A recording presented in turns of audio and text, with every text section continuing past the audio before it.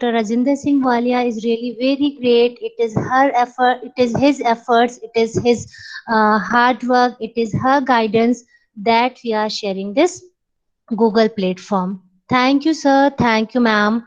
And now, here we have with us our resource person of the day, Miss Amandeep Kaur. Now, she is not unfamiliar to us because last day she delivered really a good talk on how to prepare AQAR and SSR. Welcome you, our resource person, Miss Amandeep Kaur, ma'am.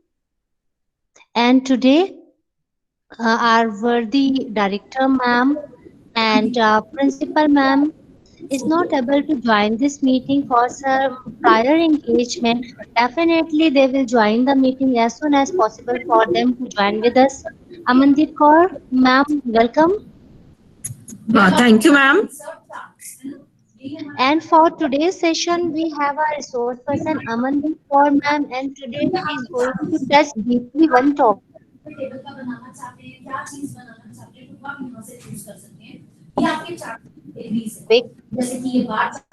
And it is aspects. तो हमारे पास ऐसे बहुत सारे participants होंगे जो criteria आईक्यूसी members होंगे जो criteria one में डील कर रहे होंगे उनके पास कुछ प्रॉब्लम्स भी होंगी तो वी आर फ्री मैम जैसे कल वालिया सर ने कहा था कि ये तो हमारी एफजीपी है it is not a theoretical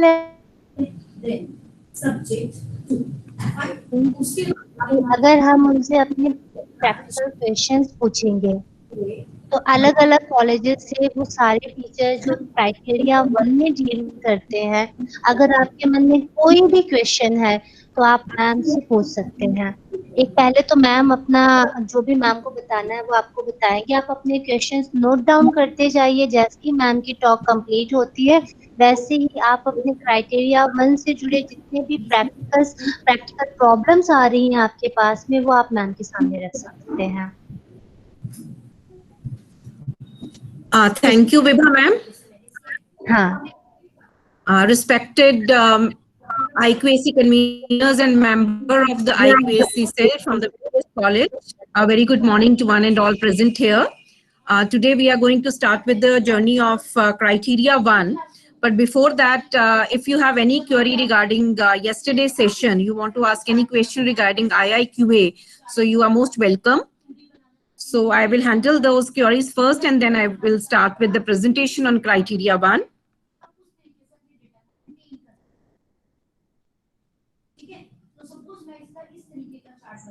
Ma'am, may I ask a question to you? Yes, ma'am. Yeah, good morning, ma'am. Thank you so much for sharing your knowledge and empowering us on IIQA. Ma'am, you were sharing one thing in your yesterday's session that the college is eligible only when the college enters that all the courses which are being run by the college are affiliated to a university or some other regulatory agency. So my question to you is that otherwise the college is not eligible to fulfill the criteria. So ma'am, my question to you is that if we have some vivo courses in our college which are under the approval of UGC but they are not Yes. affiliated to any university, so is there any option that we can fill that UGC approval under those vivo courses? Yes, for the Vivo courses, you can, for Vivo courses also, you get the inspection from the university and you must have the approval from the university also. Ma'am, there are two options. Na? You can run on without affiliation with the university only by UGC approval, or you can get it done by only by both UGC as well as university. So at present, we have certain courses which are not affiliated by the university.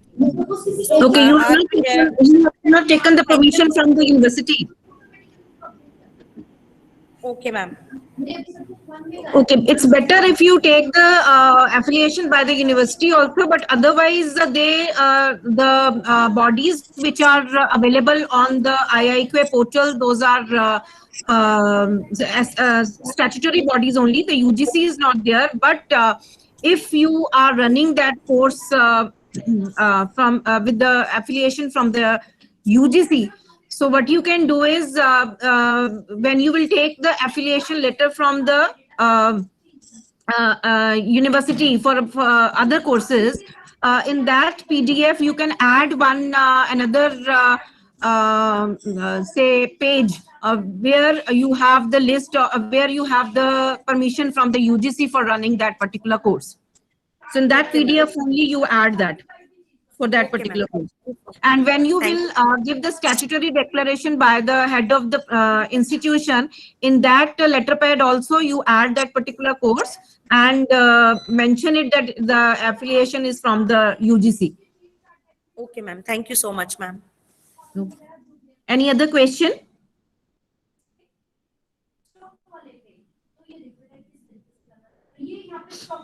Yes, any other question regarding IIQA? Otherwise, I can start with the criteria one.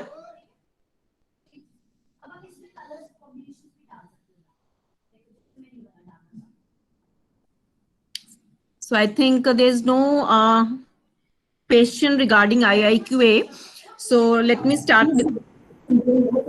Yes, excuse me, ma'am. I just want to say कि अगर आप एक consolidated list हमें दे देते, what are the basic requirements to fill that IIQA, तो वो शायद ज़्यादा अच्छा होता है कि हम थोड़ा ध्यान रख लेते। मैम मेरे को मैं आपको बता देती हूँ जहाँ पे हम अपने SOP और वो डाउनलोड करते हैं अपने मैनुअल्स, उसी पेज के ऊपर IIQA का सारे फॉर्मेट्स भी पड़े हैं और गाइडलाइंस भी पड़ी हैं। तो अगर आप वहां से डाउनलोड करके मैं आपको आपके ग्रुप में डाल दूंगी, अदरवाइज आप वहां से डाउनलोड कर सकते हैं।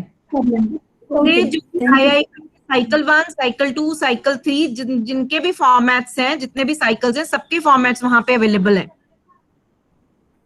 Okay, thank you so much, thank you. और इसकी गाइडलाइंस भी है जिसमें प्रॉपर ये मेथड सारा एक्सप्लेन किया हुआ है। वो यूनिवर्सिटी के लिए अलग से है और कॉलेज के लिए अलग से है, दोनों गाइडलाइंस वहां पे पड़ी हैं, उसमें ये सारा प्रोसीजर मेंशन्ड है। ठीक है ma'am, thank you so much, thank you. Yes, any other question? So shall I start with my presentation on criteria 1? Please acknowledge me. Yes, ma'am, please. Yes, Okay, ma'am, please thank you. start your presentation.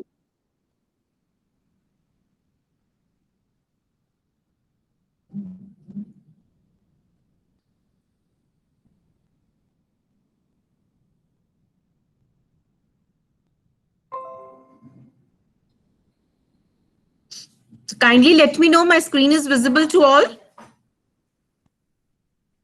Ma'am, it is visible. Okay, thank you, ma'am.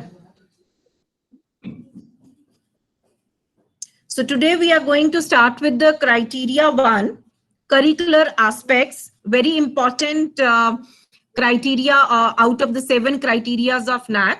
Although the weightage is only 100 for UG and PG colleges, but all other criterias revolve around the curricular aspect. If we are not running good courses, if the curriculum is not there, we cannot do anything for the infrastructure. We cannot use the different pedagogies. We cannot do anything on the teaching learning resources also. So the very first thing, the very first criteria of NAAC accreditation and assessment is curricular aspects. Now, under this criteria 1 has, as all the criterias are divided into some performance areas which are known as key indicators. So in this criteria also we have 4 key indicators. The total weightage of this criteria is 100, and total matrix under every performance area we have certain questions which are known as matrix, and we have total 11 matrix here. Out of these 11 matrix, the 3 are the qualitative matrix and 8 are the quantitative matrix. So that means the 8 matrix will be evaluated in the DVV process, and 3 qualitative matrix will be evaluated by the peer team. And the weightage of qualitative matrix is 25, and whereas the weightage of quantitative matrix is 75 total. So it makes out 100. So under this criteria, basically we higher education institutions are evaluated on the type and the quality of the curriculum that we are offering to our student, the very important stakeholder of our institution. Now, when we talk about the curriculum, we think curriculum we cannot do anything as we do not have any autonomy for deciding the syllabus of our courses. So basically, it is not only the syllabus which makes the curriculum. The syllabus is defined by the university, but what treatment is done to the syllabus by the teachers of the institution, that is basically the main emphasis of this criteria is. So basically, curriculum is designed by the teacher, whereas the syllabus is designed by the university. So whatever activities you are performing to deliver that syllabus to your student, to make him understand the syllabus of the university, whatever activities, the pedagogies that you are using, the evaluation methods that you are using, whatever mechanism you are using to teach that syllabus to your students, that will come under the curriculum. So it is not only restricted to the syllabus. So we do not have any autonomy to revise our syllabus, but we have the autonomy to use different mechanism to deliver that syllabus to our students. So these key indicators are divided into 4 parts. The first key indicator is curriculum planning and implementation, जिसमें हमारे पास बहुत ज़्यादा हमारा इस पे control nahi hai, because the syllabus is designed by the university, which is 20 marks. Academic flexibility, again it is 30. Curriculum enrichment is 30, and feedback system, which is 20. So here in curriculum enrichment, academic flexibility and feedback system, these 3 are the main areas where we can work to improve the quality of this criteria out of the 7 criterias of NAAC. So the first key indicator is curricular planning and implementation. We have 2 qualitative metrics here and 1 quantitative metric here. So let's see what all 3 matrices are. The very first question or the metric in this criteria is 1.1.1. The institution ensures effective curriculum delivery through a well-planned and documented process. See, in this question, the emphasis is on well-planned and documented process, not on the curriculum delivery. So यहाँ पे हमें ये नहीं mention करना कि हम अपने curriculum को डिलीवर कैसे कर रहे हैं. यहाँ पे हमें ये मेंशन करना है कि जो हम करिकुलम को डिलीवर कर रहे हैं, वो प्रोसेस जो हमारा है वो वेल प्लान्ड है और डॉक्यूमेंटेड प्रोसेस है. इसका मतलब कि यहाँ पे 2 चीजें हैं. First part is the planning and second part is the documents that you are maintaining to implement that planning. अब आप प्लानिंग को किस तरह से रिप्रेजेंट करेंगे? जो करिकुलम डिलीवरी है उसका प्रोसेस स्टार्ट हो जाता है आपके वर्कलोड एलोकेशन से. वर्कलोड एलोकेट होता है, टीचर्स अपॉइंट होते हैं, उसके बाद ग्राउंड टाइम टेबल बनता है, ग्राउंड टाइम टेबल से डिपार्टमेंटल टाइम टेबल बनता है, जिसमें हम ये जो हमें ये डिसाइड करके दिया जाता है कि से बीसीए के जो 5 पेपर हैं या 6 पेपर हैं वो इन पीरियड्स में लगेंगे. तो ये एचओडी फिर डिसाइड करता है कि कौन से टीचर्स कौन सा पेपर किस पीरियड में लेंगे जो हमें एलोकेट किए गए. That is the departmental time table. तो वहां से आप डिपार्टमेंटल टाइम टेबल बनाते हो. देन आपके लेसन प्लान्स बनते हैं. लेसन प्लान से पहले आपका एकेडमिक कैलेंडर बनता है. एकेडमिक कैलेंडर के बाद जो आप टीचिंग प्लान बनाते हो. तो जितनी भी आप प्लानिंग कर रहे हो, बेसिकली 2 चीजें हम इसके अंदर मेंशन करेंगे।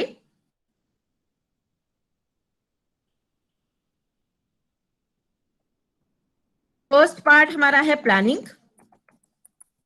प्लानिंग के अंदर हम लोग क्या क्या चीजें प्लानिंग के अंदर हम डाल सकते हैं, स्टार्टिंग फ्रॉम वर्कलोड।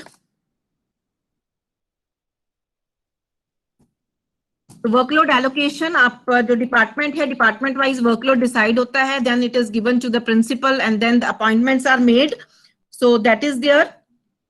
उसके बाद सेकंड चीज, हम एकेडमिक कैलेंडर बनाते हैं।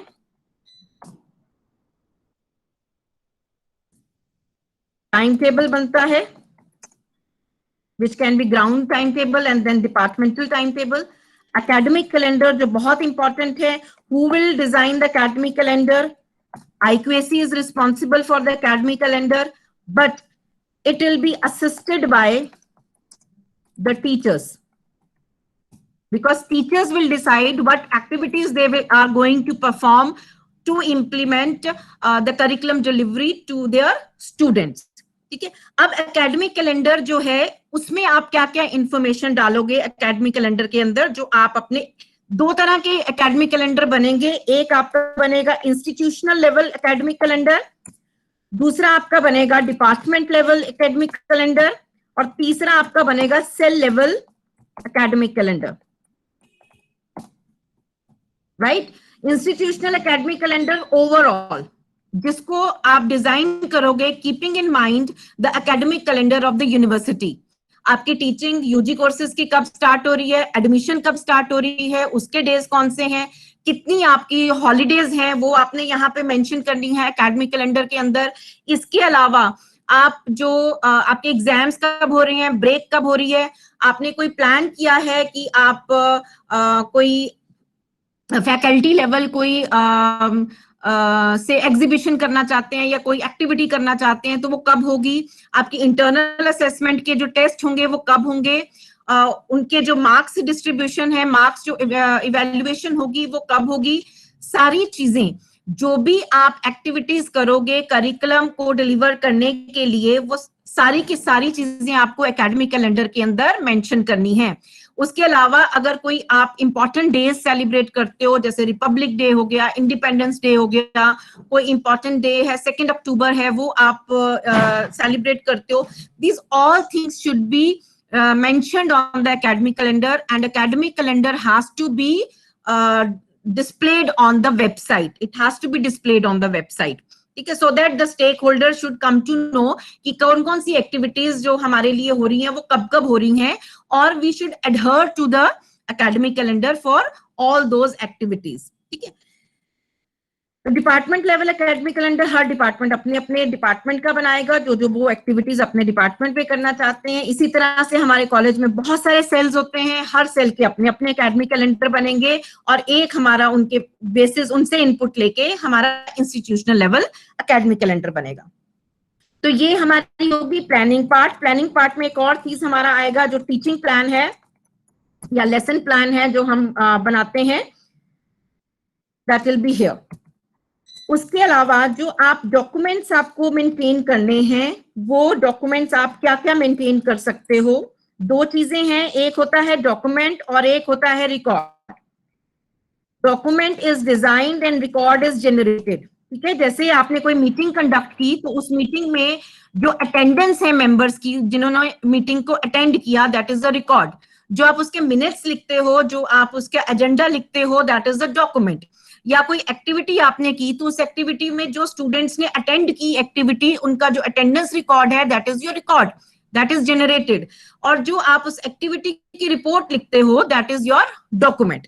तो आपको जो इस क्वेश्चन के लिए जो आपके डॉक्यूमेंट्स आपको मेंटेन करके रखने हैं, क्योंकि जितना हमारी डॉक्यूमेंटेशन क्वांटिटेटिव मैट्रिक्स के लिए इंपॉर्टेंट है, उतनी ही डॉक्यूमेंटेशन हमारे क्वालिटेटिव मैट्रिक्स के लिए इंपॉर्टेंट है। क्योंकि वो डॉक्यूमेंट्स कौन चेक करेगा, जो आपकी पीयर टीम आएगी वो उन डॉक्यूमेंट्स को चेक करेगी आपको उन क्वालिटेटिव मैट्रिक्स में इवेल्युएट करने के लिए। तो अगर आपके पास सपोर्टिंग डॉक्यूमेंट्स नहीं होंगे, आप कहते हो कि हम ये एक्टिविटीज करते हैं अपने करिकुलम को डिलीवर करने के लिए, तो उनके अगर आपके पास प्रूफ नहीं है, आप कहते हो आप डिपार्टमेंटल मीटिंग करते हो, तो मीटिंग करते हो, उसमें आप डिसाइड करते हो कि कौन सा पेपर कौन से टीचर ने पढ़ाना है, कौन से हम डिपार्टमेंट की अपनी करिकुलम को डिलीवर करने के लिए एक्टिविटीज करेंगे, हमने कोई पीपीटीज हमने एग्जीक्यूट करनी है, या हमने क्विजेस कराने, हमने एमसीक्यूज कराने, हमने क्वेश्चन बैंक बनाना है। तो जो कुछ भी आप एक्टिविटीज डिसाइड कर रहे हो वो आपके पास उसका डॉक्यूमेंटेड प्रूफ होना चाहिए, which will be evaluated by the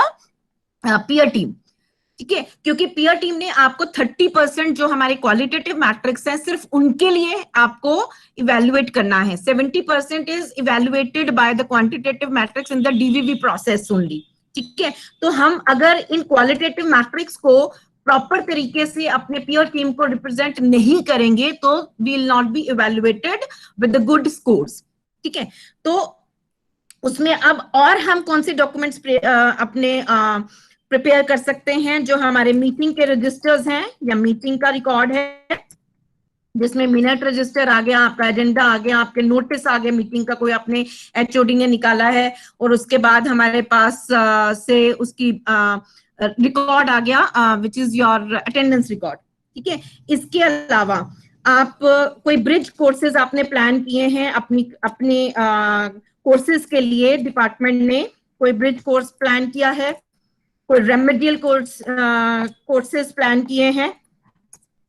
तो जो ब्रिज कोर्सेज आपने प्लान किए हैं और उनको आप जो एग्जीक्यूट करते हो, आपके पास उनका प्रॉपर रिकॉर्ड होना चाहिए, प्रॉपर उसकी अटेंडेंस होनी चाहिए, और जितने भी ब्रिज कोर्सेज हुए हैं उनकी प्रॉपर रिपोर्ट होनी चाहिए अपने पीयर टीम को दिखाने के लिए कि ये इस डेट को इन स्टूडेंट्स के लिए, इस क्लास के लिए हमने ये वाला ब्रिज कोर्स चलाया, उनकी फंडामेंटल नॉलेज को अपग्रेड करने के लिए, बिकॉज उन्होंने ये वाला सब्जेक्ट पहले एंट्री लेवल पे पढ़ा नहीं हुआ था। ठीक है, आपने स्लो लर्नर्स आइडेंटिफाई किए, आपने एडवांस लर्नर आइडेंटिफाई किए, उनके लिए आपने कौन से प्रोग्राम्स डिसाइड किए, जो प्रोग्राम्स आपने डिसाइड किए उनकी एग्जीक्यूशन हुई, तो उसका प्रूफ आपके पास क्या है, आपके टीचर डायरी में या आपके मेंटर रजिस्टर में आपके पास जितने भी आपने स्लो लर्नर्स क्लास वाइज या सब्जेक्ट वाइज आइडेंटिफाई किए हैं उनकी आपके पास प्रॉपर लिस्ट होनी चाहिए।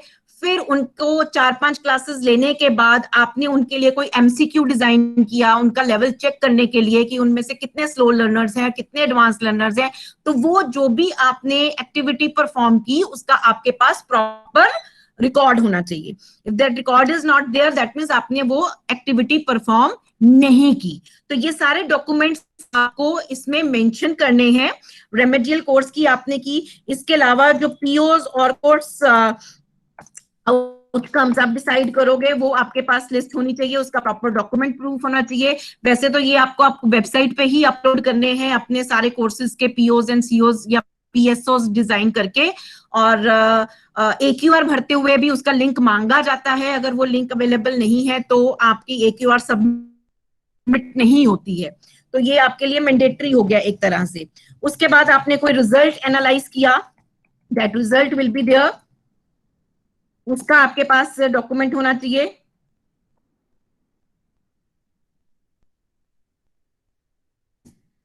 देन आपने कोई क्वेश्चन बैंक्स बनाए तो उनका आपके पास पूरा प्रूफ होना चाहिए। ठीक है, सो ये इन चीजों को आप अपने, या आपने कोई पैडागोजी, आपने नई कोई पैडागोजी आपने यूज की, लेटेस्ट कोई पैडागोजी आपने यूज की, जिन पैडागोजीज में आपने कोई प्रोजेक्ट वर्क दिया, आपने केस वर्क दिया, आपने कोई ग्रुप डिस्कशंस कराई, आर्गुमेंटेशन कराई, तो वो जो भी पैडागोजीज आपने की उनका आपके पास प्रॉपर डॉक्यूमेंट्री प्रूफ होना चाहिए, that you have to mention in this particular question, कि हम अपने करिकुलम को डिलीवर करने के लिए वेल प्लान्ड प्रोसीजर यूज करते हैं, और जो प्लानिंग है वो सारी हमारी या जो भी एक्टिविटीज हैं उनके प्रॉपर डॉक्यूमेंटेशन करते हैं। 500 वर्ड्स में this thing has to be specified in this particular question. Is this clear? Can I move further?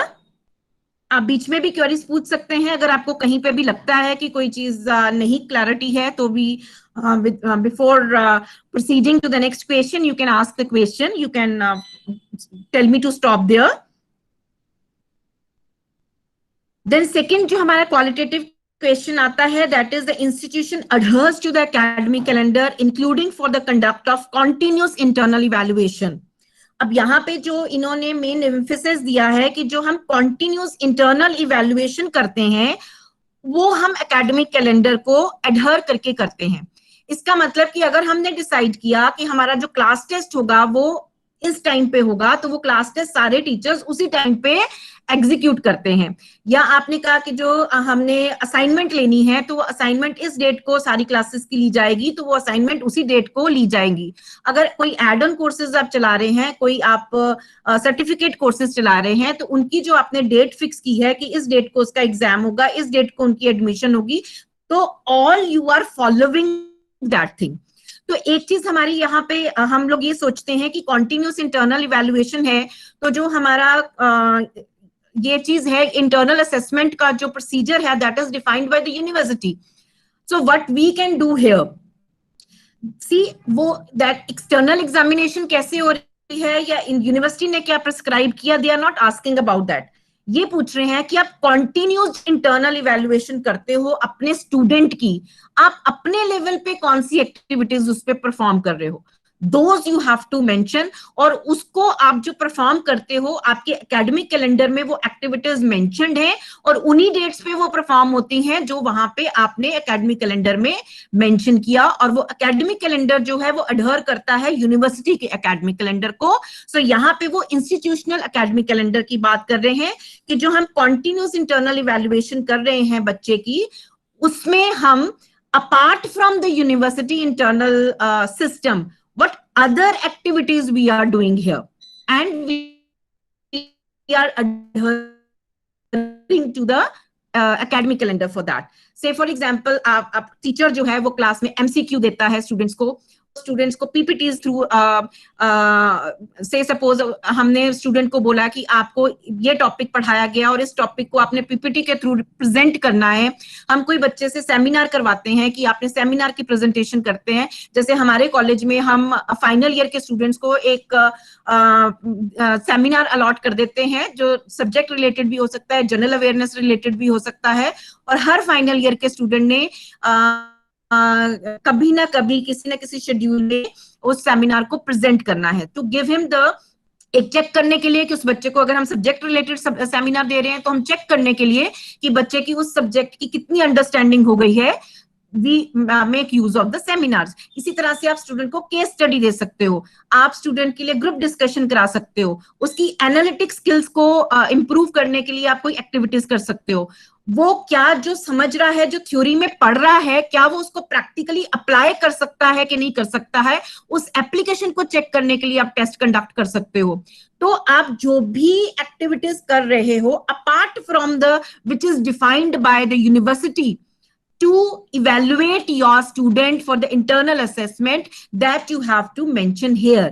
तो वो हर टीचर अपने कुछ मेथड्स अडॉप्ट कर सकता है, या आप IQAC डिपार्टमेंट्स को रिकमेंड कर सकती है कि आपने अपनी क्लासेस में ये मेथड्स यूज करने हैं अपने स्टूडेंट की इंटरनल इवैल्यूएशन करने के लिए, और वही इनोवेशन आपने यहाँ पे मेंशन करनी है इस क्वालिटेटिव मैट्रिक के अंदर, और उनके प्रॉपर प्रूफ बनाने हैं। अगर आप MCQ आपने किया है तो वो MCQ की डेट आपकी टीचर डायरी में मेंशन्ड होनी चाहिए, वो MCQ के रिजल्ट्स आपके पास होने चाहिए for the documentary proof, and उनकी अटेंडेंस होनी चाहिए। अगर आपने कोई PPT बच्चों से कंडक्ट करवाई है तो उसका आपके पास प्रूफ होना चाहिए। अगर आपने कोई क्विज रखा है आपने, तो उस क्विज का आपके पास प्रूफ होना चाहिए। The thing is, whatever activity you are doing, you should have the record and document of that activity. If you do not have record, that means that activity is not performed. Then is 1.1.3, ये तो सबको clear ही है कि इसमें वो चाहते हैं कि जो टीचर्स हैं वो यूनिवर्सिटी से, एफिलिएटिंग यूनिवर्सिटी एक मेन चीज है यहाँ पे, एफिलिएटिंग यूनिवर्सिटी। अगर आप किसी और यूनिवर्सिटी के अंडर ये इन एक्टिविटीज पे काम कर रहे हो तो वो कंसिडर नहीं होंगी। Teachers of the institute participate in following activities related to curriculum development and assessment of the affiliating, मतलब आपके जो आप करिकुलम को डिजाइन करने में या इवैल्यूएशन में of the affiliating university, and are represented on the following academic bodies during the last 5 years। तो आपके टीचर्स अगर किसी एकेडमिक काउंसिल के मेंबर हैं, बोर्ड ऑफ स्टडी के मेंबर हैं, पेपर सेटिंग तो मोस्टली सारे करते हैं, यूजी पीजी प्रोग्राम्स के कोई एड ऑन कोर्स या सर्टिफिकेट कोर्स की डिजाइनिंग के लिए आपके किसी टीचर ने रिप्रेजेंटेशन दी है, असेसमेंट एंड इवैल्यूएशन प्रोसेस में जो हम आंसर शीट मार्क करते हैं वो मोस्टली सारे टीचर्स को ही मिलते हैं। तो यहाँ पे हमें इन चारों में से या तो चारों एक्टिविटीज में हमारे टीचर्स परफॉर्म कर रहे हैं, या किसी 3 में कर रहे हैं, किसी 2 में कर रहे हैं, या 1 में कर रहे हैं, उसके बेसिस पे हमारी इवैल्यूएशन होगी। तो हमें ये कोशिश करनी है कि एटलीस्ट एक टीचर हर एक्टिविटी परफॉर्म करे। तो that is not a big thing. कोई ना कोई टीचर किसी न किसी सब्जेक्ट का तो एकेडमिक काउंसिल या बीओएस में मेंबर बन सकता है, कोशिश कर सकते हैं हम कि उनको मेंबर बनाएं। देन पेपर सेटिंग तो मोस्टली सारे ही टीचर्स करते हैं। Design and development of curriculum, ये भी थोड़ा सा मुश्किल यहाँ पे रहता है, क्योंकि सारे टीचर्स या एटलीस्ट अगर हमारा कोई एक टीचर भी वहां पे मेंबर है यूनिवर्सिटी में तो we can take the credit here. तो इसमें कोई नंबर का नहीं है कि हमें कितने number of teachers her activity में परफॉर्म होना चाहिए। यहाँ पे सिर्फ हम लोग इवेल्युएट होंगे कि ये एक्टिविटी में किसी सारी एक्टिविटीज में एक एक टीचर जरूर होना चाहिए। तो अगर एक टीचर भी है तो द थिंग इज सॉल्व्ड। तो ये इसका डेटा टेम्पलेट है जिसमें हमें डिटेल्स देनी है कि किस बॉडी में कौन सा टीचर ने किस ईयर में पार्टिसिपेट किया, क्योंकि हमें 5 सालों का डेटा यहाँ पे लेना है। ये था 1.1 एंड सेकंड की indicator is 1.2 which is academic flexibility. इसमें हमारे पास कोई भी क्वालिटेटिव मैट्रिक्स नहीं है, 3 क्वांटिटेटिव मैट्रिक्स हैं। 1.2.1 जिसमें percentage of programmes in which choice based credit system और elective course system has been implemented. हमें उन प्रोग्राम्स की लिस्ट मेंटेन करनी है जहां पे सीबीसीएस सिस्टम है या इलेक्टिव कोर्स है। तो सीबीसीएस तो अगर बीवॉक कोर्सेज हैं तो वहीं पे हमारे पास सीबीसीएस सिस्टम है, क्योंकि यूनिवर्सिटी ने अभी कॉलेजेस के जितने भी हमारे प्रोग्राम्स चल रहे हैं उनमें अभी सीबीसीएस सिस्टम इम्प्लीमेंट नहीं हुआ, बट होपफुली कमिंग ईयर में ये इम्प्लीमेंट हो जाएगा। तो मोस्टली सारे ही कोर्सेज हमारे सीबीसीएस बेस्ड हो जाएंगे। बट अभी के लिए हमारे पास इलेक्टिव कोर्सेज जरूर हैं, जैसे बीए में जो इलेक्टिव कोर्सेज हैं, इसी के अलावा जो हमारे पोस्ट ग्रेजुएशन के कोर्सेज हैं उनमें भी इलेक्टिव कोर्स रहता है। इसी तरह से बीकॉम में भी अब इलेक्टिव कोर्सेज आ गए हैं। तो जिन जिन भी कोर्सेज प्रोग्राम के अंदर इलेक्टिव कोर्स अवेलेबल है वो हमें यहाँ पे मेंशन करने हैं और उसके अकॉर्डिंगली हमारी परसेंटेज कैलकुलेट होगी। The total number of programmes with the CBCS divided by the total number of programmes offered by the college. So ये इसका डेटा टेम्पलेट है जहां पे हमें प्रोग्राम कोड, प्रोग्राम का नाम, ईयर ऑफ इंट्रोडक्शन, उसका स्टेटस कि उसमें इलेक्टिव और सीबीसीएस में से कोई एक चीज है या नहीं है, तो येस और नो में आंसर करना है। सिर्फ ईयर कब ये इलेक्टिव सिस्टम उस कोर्स में स्टार्ट हुआ या सीबीसीएस सिस्टम उस प्रोग्राम में स्टार्ट हुआ, और link to the relevant document link में हमें अपना वो पूरा जो सिलेबस की स्कीम है और जो सिलेबस है, इसके अलावा कोई मिनट्स हैं उस कमेटी के जहां पे ये सिलेबस पास हुआ था, तो वो हमें मेंटेन करने हैं। जहां तक प्रोग्राम कोड का क्वेश्चन है कि हमारे पास प्रोग्राम कोड सारे कोर्सेज में नहीं होते हैं, तो हम अपने खुद के भी प्रोग्राम कोड असाइन कर सकते हैं अपने कोर्सेज को, और वही प्रोग्राम कोड हम अपने प्रोस्पेक्टस में, अपनी अलग जितने भी हमारी डॉक्यूमेंटेशंस हैं उनमें हम वो प्रोग्राम कोड्स डिस्प्ले कर सकते हैं। सो यहाँ पे हमें रेलिवेंट डॉक्यूमेंट्स कौन कौन से मेंटेन करने हैं। List of programmes in which CBCS elective course has been implemented in the last completed academic year, certified by the registrar of the affiliating university. Then minutes of the relevant academic council, affiliating university letter stating implementation of CBCS and structure of the program clearly indicating courses, credits, electives as approved by the competent board. उसके बाद हमारे पास आता है number of add-on certificate programs offered during the last 5 years. 2 questions inter related है यहाँ पे। पहली चीज है कि आप एड ऑन कोर्सेज या सर्टिफिकेट प्रोग्राम्स कौन से चला रहे हो या कितने आपने ऐड किए हर साल में, और दूसरा है average percentage of students enrolled in the certificate और add on programmes as against the total number of students. देखिए जहां तक सिलेबस का सवाल है जो हमारे रेगुलर प्रोग्राम्स हैं या नए प्रोग्राम्स हम ऐड करें, दैट इज नॉट पॉसिबल कि हम हर साल कोई नए प्रोग्राम्स इसमें ऐड करें। पर जहां तक सर्टिफिकेट कोर्सेज का सवाल है, वो हम n numbers of certificate courses हर साल हम इंट्रोड्यूस कर सकते हैं, और उसमें स्टूडेंट्स को इनरोल भी कर सकते हैं। मैक्सिमम नंबर ऑफ स्टूडेंट्स को हम उसमें इनरोल कर सकते हैं। जहां तक हमें ये है कि एड ऑन कोर्सेज और सर्टिफिकेट कोर्सेज को हमें यूनिवर्सिटी से अप्रूव कराने की जरूरत है। अगर हम करवा सकते हैं जितने कोर्सेज, तो वो that is very good. But even अगर सर्टिफिकेट कोर्सेज हमारे यूनिवर्सिटी से अप्रूव्ड नहीं है, सर्टिफिकेट कोर्सेज हम चला सकते हैं। जैसे हम सॉफ्ट स्किल का कोई कोर्स है वो चलाना चाहते हैं अपने स्टूडेंट्स के लिए, तो सॉफ्ट स्किल के कोर्स को हम अपनी मैनेजमेंट से अप्रूव करा के हम अपने कॉलेज में उसको एग्जीक्यूट कर सकते हैं। उसके लिए हमें यूनिवर्सिटी की परमिशन की जरूरत नहीं है। देन उसके बाद हमारे पास आगे कि जितने भी कोर्सेज आप इंट्रोड्यूस कोशिश करें कि हम आगे, क्योंकि हमारे क्वेश्चन एक और आता है जिसमें हम इन्वायरमेंटल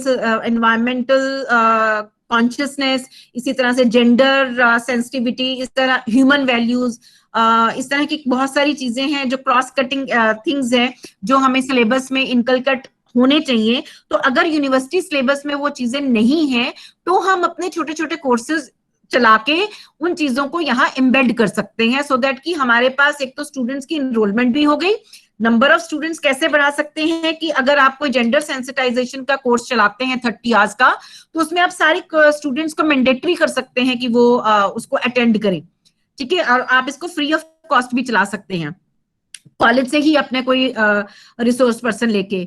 इसी तरह से आप सॉफ्ट स्किल है, आपका इंग्लिश डिपार्टमेंट सॉफ्ट स्किल का कोर्स चला सकता है, और कुछ कोर्सेज आप ऐसे भी चला सकते हैं जो आप से पेमेंट बेसिस पे कर सकते हैं। कुछ कोर्सेज आप जहाँ पे नंबर ऑफ स्टूडेंट्स बढ़ाने की बात है, वहां पे आप कुछ कोर्सेज को मैंडेटरी कर सकते हैं, और एक कोर्स में कोशिश करें कि ज्यादा से ज्यादा स्टूडेंट्स इनरोल हों। जरूरी नहीं है कि हमें एक ही बारी में सारे के सारे स्टूडेंट्स इनरोल करने हैं, क्योंकि हम इसको फ्रीक्वेंटली भी चला सकते हैं कि हमने 30 आवर्स का एक कोर्स एक ग्रुप के लिए चलाया, फिर दूसरे ग्रुप के लिए चलाया, फिर तीसरे ग्रुप के लिए चलाया।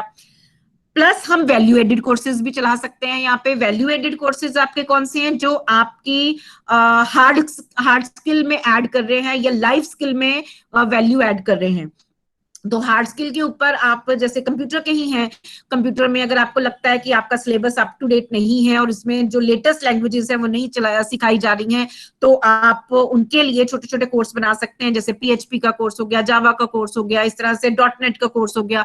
बहुत सारी ऐसी लैंग्वेजेस हैं जो लेटेस्ट लैंग्वेजेस चल रही हैं, but this is not embedded in the curriculum और in the syllabus, so we can run on our own those courses. इनके लिए हम किसी इंडस्ट्री से भी हम टाई अप कर सकते हैं, उससे हमारे MOU भी बढ़ जाएंगे, और इंडस्ट्री से प्रोफेशनल के थ्रू भी हम अपने कोर्स को एग्जीक्यूट करवा सकते हैं। That is up to you कि आप उसको किस तरह से इम्प्लीमेंट करना चाहते हैं। बट यहाँ पे हम सर्टिफिकेट कोर्सेज का नंबर बढ़ा के और उसमें इनरोलमेंट स्टूडेंट्स की मैक्सिमम करके हम यहाँ पे बेनिफिट ले सकते हैं। ये भी 10 नंबर का क्वेश्चन है। अब इसमें आप स्किल ओरिएंटेड कोर्सेज भी चला सकते हैं, या कुछ इस तरह के कोर्सेज भी चला सकते हैं जो आपकी रूरल एरियाज के स्टूडेंट्स हैं, जो उनको केटर करें। जैसे डेयरी फार्मिंग का है, या फिजियोथेरेपी का है, कॉमन हेल्थ एंड मेडिसिन का है, कोई हम फर्स्ट एड पे कराना चाहते हैं वो हम कोर्स यहाँ पे करा सकते हैं। कोई हम कल्चर एंड एस्थेटिक नीड्स को केटर करते हुए प्रोग्राम्स कराना चाहते हैं, जैसे फाइन आर्ट्स हो गया, परफॉर्मिंग आर्ट्स हो गया, ज्वेलरी होगी, रूरल नीड्स, वेस्टर्न म्यूजिक हो गया। या हम अगर हम चाहते हैं कि सारे स्ट्रीम के स्टूडेंट्स इन कोर्सेज में कर सकें, इनरोल कर सकें, तो हम कुछ स्किल ओरिएंटेड कर सकते हैं। जैसे वीडियोग्राफी का हो गया, मीडिया स्टूडियोज का हो गया, न्यूज रिपोर्टिंग हो गया, देन कंप्यूटर हार्डवेयर हो गया, टीवी रिपेयर हो गया, केबल नेटवर्किंग होगी। तो इस तरह के बहुत सारे छोटे छोटे कोर्सेज हैं जो 30-30 घंटे के, आप मिनिमम 30 घंटे के रखने हैं। आप उसको चाहें तो ज्यादा आवर्स के भी रख सकते हो, but minimum 30 contact hours should be there अगर हम इस सर्टिफिकेट कोर्सेज को इम्प्लीमेंट करते हैं और इसमें हमें नंबर चाहिए। तो तो ये हमारा फॉर्मेट है, name of the add on, certificate, programmes offered, course code जो आपने उसको एलोकेट किया, ईयर किस में हमने ऑफर किया, कितनी बार साल में हमने उसको चलाया, ड्यूरेशन क्या थी उस कोर्स की, यहाँ पे 30 आवर्स से ज्यादा या 30 आवर्स मिनिमम होने चाहिए, नंबर ऑफ स्टूडेंट्स कितने हमने टोटल इनरोल किए, and number of students completing the course, कितने स्टूडेंट्स ने कोर्स कंप्लीट किया। तो ये जितने भी आप कोर्स चलाएंगे, इन कोर्सेज के भी आपको पीओज और सीओज आपको डिफाइन करने हैं, और उनके जो स्कीम है, प्रॉपर स्कीम बनानी है, और उनकी रिपोर्ट बनानी है। जो आपका कोर्स जब कंप्लीट होता है, प्रॉपर उसकी रिपोर्ट बननी चाहिए, और उसके अलावा जो सर्टिफिकेट्स आप इश्यू कर रहे हो उसकी स्कैन कॉपी आपके पास होनी चाहिए, क्योंकि ये रैंडमली मांगी जा सकती है। उसके बाद नेक्स्ट हमारा आता है करिकुलम इनरिचमेंट का, जिसमें एक क्वालिटेटिव मैट्रिक है और 2 क्वांटिटेटिव मैट्रिक्स हैं। वही क्वेश्चन जो मैंने अभी बात करी कि institution integrates cross cutting issues relevant to professional ethics, gender, human values, environment and sustainability into the curriculum. तो यहाँ पे एक तो हो गया कि हम कोर्स चला सकते हैं इनमें से किसी टॉपिक के ऊपर, दूसरा क्या हो गया कि यहाँ पे इस क्वेश्चन के अंडर हमें नंबर लेने के लिए ये जरूरी नहीं है कि वो हम कोर्स ही कोई 30 आवर्स का कोर्स ही चलाएं। आप कोई सेमिनार करा सकते हो, 4-5 घंटे का आपने सेमिनार कराया इनमें से किसी टॉपिक के ऊपर, आपने कोई वर्कशॉप करा सकते हो, कोई आप गेस्ट लेक्चर करा सकते हो, जो भी एक्टिविटी आप करा रहे हो उस एक्टिविटी का आपको रिकॉर्ड रखना है, किन बच्चों के लिए ये एक्टिविटी हुई, ये किस टॉपिक को केटर करते हैं, इसकी जो रिपोर्ट है उसमें आपको ये मेंशन करना है कि इसकी आउटकम क्या आई अगर आपने ये कंडक्ट किया। तो ये जो है आप डिपार्टमेंटल लेवल पे भी कर सकते हो या सेल लेवल पे भी कर सकते हो, जैसे आपका वुमेन एम्पावरमेंट सेल है, या आपका से ह्यूमन राइट्स का सेल है, लीगल लिटरेसी का सेल है, या YRC है। तो जितने भी सेल्स हैं उनके थ्रू भी हम ये इम्प्लीमेंट करा सकते हैं। बाकी NSS NCC तो इन पे गेस्ट लेक्चर्स करवाते रहते हैं या अवेयरनेस प्रोग्राम्स करवाते ही रहते हैं, बट क्योंकि हमें यहाँ पे नंबर बढ़ाना है और ये एक अच्छी प्रैक्टिस शो करनी है, तो उसके लिए हमें नंबर ऑफ स्टूडेंट्स भी ज्यादा से ज्यादा इनरोल करने हैं इसके अंदर, और उनका रिकॉर्ड भी मेंटेन करना है। तो अगर आप एक जेंडर सेंसिटाइजेशन के ऊपर प्रोग्राम रखते हो, एक वर्कशॉप रखते हो, तो मेक इट अ पॉइंट कि वो सारे स्टूडेंट्स के लिए मैंडेटरी हो जाए, सारे स्टूडेंट्स उसको अटेंड करें। हो सकता है कि एक दिन में सारे स्टूडेंट्स नहीं अटेंड कर पा रहे हैं, तो आप इसको स्ट्रीम वाइज डिवाइड कर सकते हो, बट जो भी आप कर रहे हो उसका आपको प्रॉपर रिकॉर्ड रखना है इन द फॉर्म। इसमें भी आपको वो मेंशन करना है, आप एडिशनल लिंक जो देते हैं उस लिंक में आप वो डॉक्यूमेंट्री प्रूफ अपने पास PDF बना के अपलोड कर सकते हैं अपनी वेबसाइट पे, जहां पे आपने हर एक्टिविटी जो कराई उसकी रिपोर्ट, उसका अटेंडेंस चार्ट और उस एक्टिविटी का आउटकम क्या था वो आप वहां पे मेंशन कर सकते हो। तो यहाँ पे आप मैक्सिमम एक्टिविटीज करा सकते हो थ्रू द सब्जेक्ट एसोसिएशन और थ्रू द वेरियस सेल्स, और इसमें मैक्सिमम नंबर ऑफ स्टूडेंट्स आप यहाँ पे इनरोल कर सकते हो, क्योंकि NAAC का जो मेन एम्फेसिस है वो सिर्फ एक्टिविटी पे नहीं है, बस उस एक्टिविटी के थ्रू आपने कितने स्टूडेंट्स को बेनिफिट दिया, जितने मैक्सिमम नंबर को आप बेनिफिट देंगे उतने ज्यादा score you will be able to gain here. और वो भी 10 नंबर का क्वेश्चन है, क्वालिटेटिव है, तो यहाँ पे हमने ये मेंशन करना है कि हम किस तरीके से इस चीज को इम्प्लीमेंट करते हैं, अपने स्टूडेंट्स को इन इश्यूज के बारे में सेंसिटाइज करते हैं। तो उनके लिए हम जो जो भी एक्टिविटीज कर रहे हैं वो हमें यहाँ पे मेंटेन करनी है। और अगर हमारे किसी सिलेबस में, जैसे इन्वायरमेंट का हमारा कंपल्सरी पेपर होता है, तो उसका हमारा जो यूनिट है, जिस भी प्रोग्राम में ये जो इसका इन्वायरमेंट का, जैसे हमारी कंप्यूटर एजुकेशन है, इसी तरह से इन्वायरमेंट का पेपर सबके लिए कंपलसरी होता है फर्स्ट ईयर में, तो उसका जो सिलेबस है वो आप यहाँ पे मेंशन कर सकते हैं कि ये करिकुलम के इस पार्ट में है। इसी तरह से पॉलिटिकल साइंस में हो सकता है कुछ ह्यूमन वैल्यूज के या ह्यूमन राइट्स की यूनिट्स हों, तो वो यूनिट्स आपको यहाँ पे as a documentary proof maintain करके रखना है। फिर आता है हमारे पास question, average percentage of courses that include experiential learning through project work, field work, internship during the last years. तो यहाँ पे थोड़ी सी ये प्रॉब्लम जरूर है कि वहां पे उन्होंने ये एसओपी पे मेंशन किया हुआ है कि वही कोर्सेज, वही प्रोजेक्ट वर्क या इंटर्नशिप माने जाएंगे या फील्ड वर्क माने जाएंगे जो आपकी यूनिवर्सिटी के सिलेबस में मेंशन्ड है। अगर आप अदरवाइज अपने स्टूडेंट्स के लिए कोई इंटर्नशिप प्रोग्राम या फील्ड वर्क या प्रोजेक्ट वर्क करा रहे हैं जो सिलेबस का पार्ट नहीं है, तो उसको कंसीडर नहीं किया जाएगा।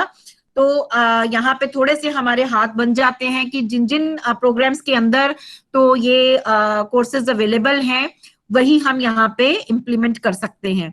तो अगर आपके पास वोकेशनल कोर्सेज हैं तो वोकेशनल कोर्सेज में मोस्टली सब कोर्सेज के अंदर ओजेटी होता है या इंटर्नशिप होता है। इसी तरह से जो हमारी बीएससी मेडिकल है या बायोटेक्नोलॉजी है वहां पे फील्ड विजिट होते हैं। तो ठीक है, हमारे पास बहुत ज्यादा कोर्सेज नहीं है क्योंकि इन्होंने कोर्सेज की परसेंटेज यहाँ पे मांगी है। तो कोर्सेज का मतलब है कि जैसे बीकॉम में हम 6 पेपर पढ़ा रहे हैं तो वो 6 कोर्सेज हो गए। तो इस तरह से हर प्रोग्राम में हमारे पास 6-6, 7-7 कोर्सेज हैं। तो नंबर ऑफ कोर्सेज हमारे पास ऐसे कम होते हैं जिनमें प्रोजेक्ट वर्क या फील्ड वर्क या internship in the syllabus mentioned है।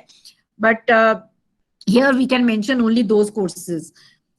उसके बाद सेकंड क्वेश्चन जो इसके साथ रिलेटेड है वहां पे है कि percentage of students undertaking project work, field work, internship, और यहाँ पे हमें डेटा लेटेस्ट ईयर का ही चाहिए है और जो पिछला क्वेश्चन है उसमें 5 साल का डेटा चाहिए हमें। इसके लिए जो हमें डॉक्यूमेंट्स मेंटेन करने हैं that is the list of the students undertaking the field projects and internship completion certificate, report of the field visit. जो इंटर्नशिप या हमारे ओजेटी हैं उनको इम्प्लीमेंट करने के लिए अगर हम एमओयू करा सकते हैं तो that is very good. But अगर एमओयू नहीं है तो आप लिंकेज भी शो कर सकते हो। आप एक लेटर हेड पे लेटर में ये आप उस जिस भी कंपनी के थ्रू या जिस भी ऑर्गेनाइजेशन के थ्रू बच्चे को ओजेटी करवा रहे हैं उस पे एक लेटर आप अपने लेटर हेड पे डाल के ये अपनी तरफ से एक एफर्ट शो कर सकते हैं कि हम एक एग्रीमेंट सा शो कर सकते हैं कि हम आपस में लिंकेज करना चाहते हैं स्टूडेंट की प्रोजेक्ट ट्रेनिंग के लिए या स्टूडेंट की इंटर्नशिप के लिए। तो जो इंटर्नशिप कंप्लीशन सर्टिफिकेट है वो आपको एज ए डॉक्यूमेंट्री प्रूफ रखना है और जो लेटर कॉलेज की तरफ से उस ऑर्गेनाइजेशन को जाती है इंटर्नशिप के लिए या प्रोजेक्ट वर्क के लिए उसका प्रूफ आपको रखना है। इसी तरह से जो फील्ड विजिट की सैंक्शन लेटर है जो आपने उस ऑर्गेनाइजेशन से ली है वहां पे फील्ड ट्रिप कराने के लिए या फील्ड विजिट कराने के लिए, और उस फील्ड विजिट की रिपोर्ट, प्रॉपर रिपोर्ट जो स्टूडेंट्स मेंटेन करेंगे that has to be maintained as a documentary proof. जो लास्ट हमारे पास की इंडिकेटर है दैट इज फीडबैक सिस्टम। 2 तरह के फीडबैक्स पूरे नैक क्राइटेरियाज में मेंशन्ड हैं। एक हमारे क्राइटेरिया 1 में आता है, दूसरा हमारा क्राइटेरिया 2 में आता है। जो क्राइटेरिया 1 वाला फीडबैक है वो रिलेटेड है करिकुलम से। तो नैक चाहती है कि जो हमारा करिकुलम अपडेट होता है या जो हम सिलेबस को अपडेट कराना चाहते हैं या वो रेलिवेंट है मार्केट के ट्रेंड्स के अकॉर्डिंगली या नहीं, उसके लिए हम अपने स्टेक होल्डर्स को इन्वॉल्व करें, स्टूडेंट को इन्वॉल्व करें, पेरेंट्स को इन्वॉल्व करें, एल्यूमिनाई को इन्वॉल्व करें, टीचर को इन्वॉल्व करें, देन एल्यूमिनाई को इन्वॉल्व करें। स्टूडेंट और एल्यूमिनाई बहुत इंपॉर्टेंट स्टेक होल्डर यहाँ पे फीडबैक के लिए माने जाते हैं। स्टूडेंट से आप क्या पूछ सकते हैं कि जैसे जो करिकुलम है वो उनकी अंडरस्टैंडिंग उनको हो रही है कि नहीं, जो यूनिट है उनमें से कोई यूनिट आप उनको टफ लगता है या कोई यूनिट वो और ऐड करवाना चाहते हैं या उसमें से कोई यूनिट डिलीट कराना चाहते हैं।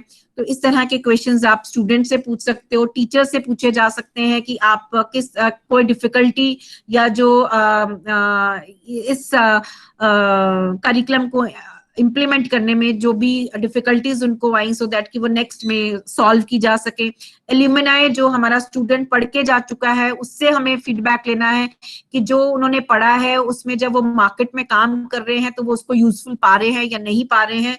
अगर नहीं है तो उनकी सजेशंस कि हम क्या इम्प्रूवमेंट यहाँ पे कर सकते हैं इसे अपने करिकुलम को बेटर बनाने के लिए। और इसी तरह से हम एम्प्लॉयर से जो जहाँ पे हमारा स्टूडेंट जब हम प्लेसमेंट ड्राइव्स कराते हैं हमारे पास एम्प्लॉयर्स आते हैं तो उनसे हम फीडबैक ले सकते हैं कि जो हम स्टूडेंट्स को ये कोर्स पढ़ा रहे हैं ये उनकी रिक्वायरमेंट के अकॉर्डिंगली क्या स्टूडेंट इसमें सब कुछ सीख रहा है या नहीं सीख रहा है। तो 2 क्वेश्चंस हैं यहाँ पे। सबसे पहली चीज कि क्या आप 4 स्टेक होल्डर्स इन्होंने यहाँ पे मेंशन किए हैं, बट AQR के अकॉर्डिंगली अभी भी हमें पेरेंट्स स्टेक होल्डर चाहिए है, क्योंकि 1920 वाले तक का जो AQR है उसमें पेरेंट्स का फीडबैक भी मांगा जाता है।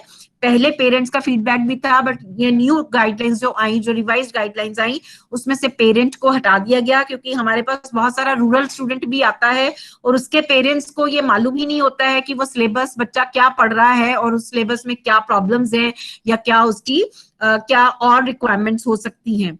तो parents were not able to answer, so NAC ने अब पेरेंट वाला पोर्शन यहाँ से हटा दिया है, बट अभी 19-20 तक तो हमें अपनी AQR के पॉइंट ऑफ व्यू से पेरेंट का फीडबैक भी शो करना है। तो यहाँ पे आपको ये मेंशन करना है कि आप चारों स्टेक होल्डर से ले रहे हैं या किसी 3 से ले रहे हैं या 2 से ले रहे हैं। देन सिर्फ फीडबैक लेना ही इंपॉर्टेंट नहीं है, फीडबैक को एनालाइज करना और एनालिसिस के बेसिस के ऊपर जो हमारे पास सजेशंस आती हैं उनके ऊपर एक्शन भी करना और उसकी जो एक्शन टेकन रिपोर्ट है उसे वेबसाइट पे डिस्प्ले करना। ये चारों चीजें होनी चाहिए, कलेक्ट करना, एनालाइज करना, एक्शन टेकन करना और उसे वेबसाइट के ऊपर अवेलेबल कराना। अगर हम ये सारी चीजें करते हैं then we will get all the 4 score here, otherwise we will not get. तो इसमें जो हम फीडबैक्स चारों स्टेक होल्डर्स के फीडबैक्स के हमारे पास सैंपल्स होने चाहिए, स्टूडेंट्स की हार्ड कॉपीज। ऑनलाइन भी आप ये ले सकते हैं, ऑनलाइन ले रहे हैं तो उसकी रिपोर्ट आपकी जनरेट होनी चाहिए in the form of the graphs और फिर उसका एनालिसिस रिपोर्ट बननी चाहिए। उस एनालिसिस रिपोर्ट के बेसिस पे आपने क्या एक्शन लिए। फिर जैसे हम सिलेबस को अपडेट तो अपने लेवल पे नहीं कर सकते हैं जो हमारे रेगुलर कोर्सेज हैं या प्रोग्राम्स हैं, बट हम अपने लेवल पे जो सजेशंस हमें इन डिफरेंट स्टेक होल्डर से आ रहे हैं उनकी एक रिपोर्ट बना के वो रिपोर्ट HOD सबमिट करेगा प्रिंसिपल को, and then that has to be go to the university as a recommendation कि हम ये चेंजेस चाहते हैं इस करिकुलम में, after getting the suggestions from the different stakeholders. और उसकी आपके पास proper copy as a documentary proof mentioned होनी चाहिए। चाहे हम सिलेबस को अपडेट नहीं कर पा रहे हैं, बट ये एक्सरसाइज हमें जरूर करनी है कि हम यूनिवर्सिटी तक अपनी रिप्रेजेंटेशन पहुंचाएं कि हमें इन स्टेक होल्डर्स के अकॉर्डिंगली ये चेंजेस अपने करिकुलम के अंदर चाहिए और उसका रिकॉर्ड आपको मेंटेन करके रखना है। So this was the last question of criteria 1. So with this, my presentation is over. Now I am open for the queries. If you have any query regarding any metric or any key indicator, so kindly let me know.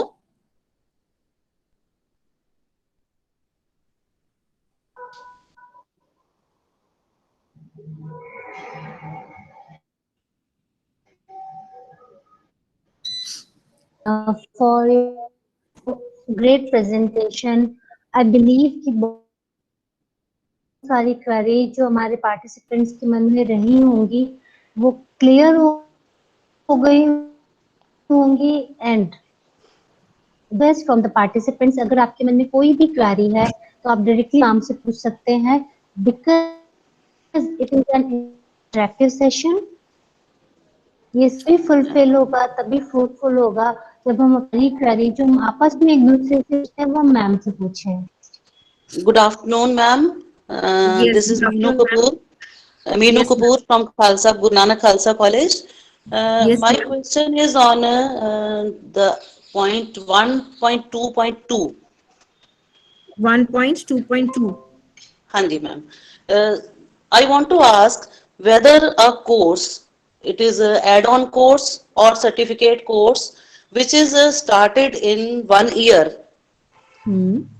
can be included in the next year. बिल्कुल include कर सकते हैं ma'am. देखिए 2 चीजें हैं, एक तो ये है कि आपने नए कोर्सेज कितने स्टार्ट किए और दूसरी Yes. चीज है कि आपने स्टूडेंट्स कितने इनरोल किए। तो अगर आपने ईयर 1 में कोई कोर्स चलाया जो डिमांड में है और स्टूडेंट उसमें इनरोल हो रहे हैं तो आप उसे कंटिन्यू करें सेकंड ईयर में। तो आपका जो सेकंड पार्ट है इसका 1.2.3, वहां पे आपके नंबर ऑफ स्टूडेंट्स तो बढ़ जाएंगे। जो आपका फर्स्ट क्वेश्चन है 1.2.2 उसमें तो आप वही मेंशन करेंगे जो आपने इस साल में नया। करंट में जिसकी आप AQR लिख रहे हैं उसमें जो आपने इंट्रोड्यूस किए। तो आप कंटिन्यू करें, वो कोई नहीं, अगर आपका कोई कोर्स बहुत अच्छा चलता है तो it should be continued. But it cannot be shown as new course. No, it cannot be shown as a new course. In 1.2.2 you cannot show it, but in 1.2.3 you can show it. Okay, ma'am. Thank you, ma'am. Yes, any other question?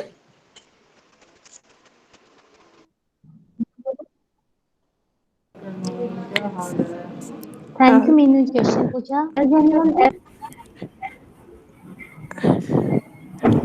Ji ma'am, मैं एक सवाल पूछना चाह रही थी.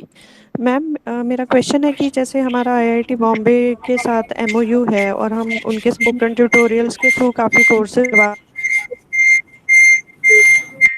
नहीं होती है, उसमें जितने भी स्टूडेंट्स ने कोर्स क्वालिफाई किया सबके सर्टिफिकेट्स हमें रखने पड़ते हैं, या फिर जैसे ये तो पोर्टल पे ही है ऑनलाइन अवेलेबल, तो हम सिर्फ वहीं पे ही कोर्स कंडक्टेड की डिटेल का एक पेज निकाल के रख लें तो वो सफिशिएंट होगा फाइलिंग के लिए?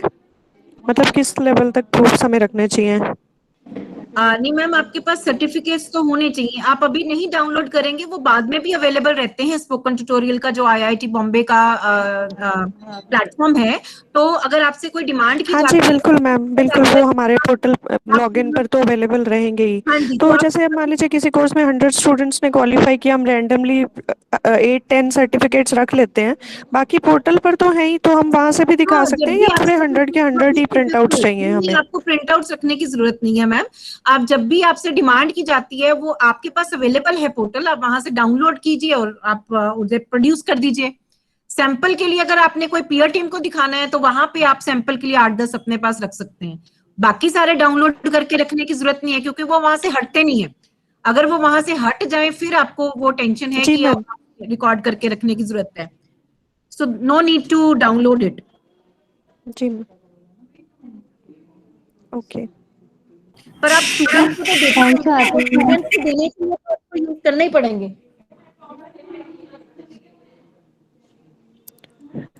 Okay, thank you ma'am. Thank you Aarti ma'am. Yes, any other ma'am, question? मेरा भी एक क्वेश्चन है हाँ जी कि मैम. अभी आपने अपने प्रेजेंटेशन में yes ma'am, I have one question. Ma'am, अभी आपने अपने प्रेजेंटेशन में ब्रिज कोर्सेज के बारे में बताया, तो आप हाँ थोड़ा जी. बता सकते हैं ब्रिज कोर्सेज हम कॉलेज लेवल पे खुद ही प्रिपेयर करते हैं या इनके लिए भी यूनिवर्सिटी बिल्कुल से हमें बिल्कुल वो मैम. चाहिए देखिए, होती है मैं एक आपको परमिशन? बात बताती हूँ. जैसे हमारे बीसीए में है कि अब पहले ये होता था कि मैथ्स कंपलसरी होता था बीसीए के स्टूडेंट को एडमिशन देने के लिए. अब ऐसा कोई कंडीशन नहीं रही है. तो हमारे ऐसे स्टूडेंट्स भी हमारे पास आते हैं जिन्हों जो मैथ्स पढ़ के नहीं आते पहले, क्योंकि आर्ट्स के स्टूडेंट को भी बीसीए में एडमिशन मिल रही है. इसी तरह से जो साइंस का स्टूडेंट है उसे भी मिल रही है, कॉमर्स का स्टूडेंट है उसे भी मिल रही है. तो जो बच्चा मैथ्स पढ़ के नहीं आएगा और उसे बीसीए में आके मैथ्स पढ़ना पड़ेगा, तो उसके लिए वो प्रॉब्लम है.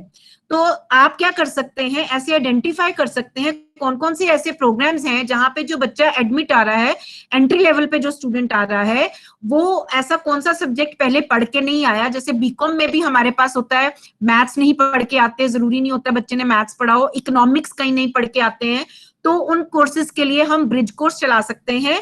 ब्रिज कोर्स का मतलब है कि हम जो बच्चा वो चीज पहले पढ़ के नहीं आया है, उसकी फंडामेंटल्स को इम्प्रूव करने के लिए, ताकि उसको फर्दर अपने कोर्स में पढ़ने में प्रॉब्लम ना आए, तो वो हम कुछ दिनों का कोर्स चलाते हैं. वो आपने खुद ने ही डिसाइड करना है कि आपके कौन से ऐसे स्टूडेंट्स हैं जो इस कोर्स में इनरोल हुए हैं और वो ये पर्टिकुलर चीज पहले पढ़ के नहीं आए हुए हैं, तो उनके फाउंडेशन को स्ट्रॉन्ग करने के लिए आप ब्रिज कोर्सेज चलाएंगे. जैसे हम बीसीए के लिए मैथ्स का चला सकते हैं, बीकॉम के स्टूडेंट्स के लिए मैथ्स का चला सकते हैं, इसी तरह से इकोनॉमिक्स का चला सकते हैं, बीबीए के स्टूडेंट नहीं पढ़ के आते हैं उनके लिए चला सकते हैं. तो जो आपको लगता है कि जिस कोर्स में फर्दर पढ़ने में बच्चे को प्रॉब्लम आएगी ड्यू टू द फैक्ट कि वो पहले उस सब्जेक्ट को पढ़ के नहीं आया है, he is new to that, तो उसके लिए हम कुछ दिन का ब्रिज कोर्स चला सकते हैं, सो दैट कि बच्चे का फंडामेंटल हम स्ट्रॉन्ग कर सकें. मैम ये मैम, जो ब्रिज कोर्सेज की ड्यूरेशन जो होगी वो हम लोग डिसाइड करेंगे? हाँ जी बिल्कुल, ब्रिज कोर्स का आप ही डिसाइड एक्सक्यूज मी करेंगे. मैम. हाँ जी. Okay, So it is up to us whether it has to be of 1 week or 2 week duration. बिल्कुल बिल्कुल, कौन सा कुछ कोर्स इसमें चलाना ऐसा है स्पेसिफाइड नहीं है कि कितने नहीं, कुछ ऐसा आवर्स. स्पेसिफाइड नहीं है। कौन सा कोर्स चलाना चाहते हैं, कितनी देर का आप चलाना चाहते हैं, that will be your decision. आप अपने हिसाब से उसको प्लान कर सकते हैं और एग्जीक्यूट कर सकते हैं। इसके लिए कोई ऐसी इसको गाइडलाइन हम नहीं है कि इतनी देर का। ठीक है। Good afternoon ma'am, this is Sarandeep Kaur. मैं एक बात पूछना Yes, चाह ma'am. रही Good थी। afternoon. आपने क्वेश्चन बैंक्स की बात की थी। हम लोग क्वेश्चन बैंक्स प्रिपेयर करते हैं और स्टूडेंट्स को भी सेंड करते हैं। उसको हम हाँ जी। डॉक्यूमेंटेशन के फॉर्म में कैसे रखेंगे? हमें अपने पास सेव रखना है या how to document that those things? थोड़ा सा उस बारे में बिल्कुल मैम, हमें बताएंगे? अपने पास सेव रखना है। सेकंड ऑप्शन ये भी हो सकती है कि जो आप क्वेश्चन बैंक बना रहे हैं उस क्वेश्चन बैंक को अपने वेबसाइट के ऊपर पब्लिश करें, सो दैट स्टूडेंट अपने आप भी वहां से डाउनलोड कर सके। अपार्ट फ्रॉम तो दैट मैम आप अपनी वेबसाइट पे डिपार्टमेंटल हम हर लाइब्रेरी में वेबसाइट पे हाँ हम जी, हर सब्जेक्ट के क्वेश्चन बैंक हम वेबसाइट पे डाल सकते बिल्कुल हैं? बिल्कुल बिल्कुल डाल सकते ओके। हैं, बिल्कुल डाल सकते हैं। लाइब्रेरी में डालते तो वो भी इवन आपके जो प्रीवियस ईयर के यूनिवर्सिटी के क्वेश्चन पेपर्स हैं उसका भी बैंक बना के अपनी डिपार्टमेंटल लाइब्रेरी में या सेंट्रल लाइब्रेरी में रख सकते हैं, सो दैट हाँ कि जी, हाँ बच्चे जी। वहां से इश्यू करके पैटर्न को देख सकें। और आप जी। अपनी कॉलेज की वेबसाइट के ऊपर एक टैब बना सकते हैं क्वेश्चन बैंक का, और वहां पे भी डाल के रख सकते हैं। अगर आप ईआरपी रन कर रहे हैं अपने इंस्टीट्यूशन में, तो ईआरपी में आप बच्चों को अपलोड करके एक जगह पे रख सकते हैं, सो दैट कि बच्चे वहां से डाउनलोड कर सके। Okay ma'am, thank you. Ma'am एक क्वेश्चन ये प्रोजेक्ट वर्क से रिलेटेड है। हाँ जी। ये जो परसेंटेज का है उसका एक बार आप बताएंगे कि कैसे निकालनी है परसेंटेज? कोर्सेज की आपने बोला कि जैसे बीकॉम है उसमें 6 कोर्सेज हैं, हाँ जी। एक कोर्स में प्रोजेक्ट वर्क है, हाँ जी। तो 1 को 6 के साथ हमने उसकी बिल्कुल। निकाल ली। हाँ और जी, स्टूडेंट्स का कैसे करेंगे? जो स्टूडेंट के दूसरा परसेंटेज सेकंड का पार्ट है मतलब उसका। है कि आपका आपके कॉलेज के 3000 स्टूडेंट्स हैं टोटल, ओके और उसमें से ओके 1000 स्टूडेंट हैं जो प्रोजेक्ट वर्क कर रहा है, तो ठीक है। 1000 डिवाइडेड बाय 3000। तो सारे स्टूडेंट्स, सिर्फ वो नहीं जहां पर प्रोजेक्ट वर्क है, वो भी जिन क्लासेस में प्रोजेक्ट वर्क नहीं है? टोटल में आएंगे, total total. Students, total number of students, और ऊपर आपके पास आएंगे वो स्टूडेंट्स जिन्होंने प्रोजेक्ट वर्क या इंटर्नशिप या फील्ड वर्क किया। ठीक है, ठीक हाँ है। जी। Okay ma'am, thank you ma'am. Ma'am जैसे कंप्यूटर साइंस के कोर्सेज में अभी प्रोजेक्ट वर्क नहीं है यूनिवर्सिटी की तरफ से, तो स्टिल हम स्टूडेंट्स को कह सकते हैं कि वो इंटर्नशिप या ट्रेनिंग्स लें जो नहीं मैम, सेमेस्टर नहीं ब्रेक्स नहीं होते हैं नहीं, उनके? जो एसओपी है उसमें ये क्लियरली मेंशन किया गया है कि प्रोजेक्ट वर्क, इंटर्नशिप या ओजेटी वही माना जाएगा जो यूनिवर्सिटी के सिलेबस में प्रिस्क्राइब्ड है। जैसे बीसीए में पहले प्रोजेक्ट वर्क होता था, अब इन्होंने हटा दिया है, तो हम रिप्रेजेंटेशन जरूर यूनिवर्सिटी में भेज सकते हैं कि वो दोबारा से इसको इम्प्लीमेंट करें। आईटी में है, बीएससी आईटी में भी प्रोजेक्ट चल रहा है, बीवॉक के जितने भी कोर्सेज हैं उसमें तो हर सेमेस्टर में प्रोजेक्ट वर्क होता है। तो इसी तरह से बीकॉम वोकेशनल जो है उसमें एक सेमेस्टर में वो ओजेटी रखते हैं, जो वोकेशनल कोर्सेज है, जनरल वाला नहीं, वोकेशनल में। तो अगर वोकेशनल कोर्सेज हैं आपके पास तो उसमें प्रोजेक्ट वर्क जरूर होगा, बट हम मेंशन वही कर सकते हैं, हम उन्हीं को कंसीडर कर सकते हैं जो यूनिवर्सिटी की तरफ से प्रिस्क्राइब्ड है। Okay, thank you ma'am.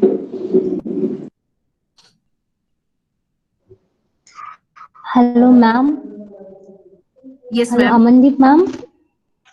हाँ जी मैम, मैम बोलिए। मेरा क्वेश्चन अभी भी उसी ब्रिज कोर्स के बारे में हाँ था। जी, बोलिए। हम ब्रिज कोर्स से जो हम अगर दिलाना चाहते हैं तो उसका हम डॉक्यूमेंटेशन देंगे। बिल्कुल, डॉक्यूमेंटेशन आप कैसे बनाएंगे? आप अपने ब्रिज कोर्स का सिलेबस बनाएं कि आप उसमें क्या क्या बच्चों को पढ़ाना चाहते हैं, दैट इज वन डॉक्यूमेंट। उसके बाद आपने ब्रिज कोर्स किन बच्चों के लिए चलाया, उनका अटेंडेंस रिकॉर्ड वो आपको मेंटेन करके रखना है।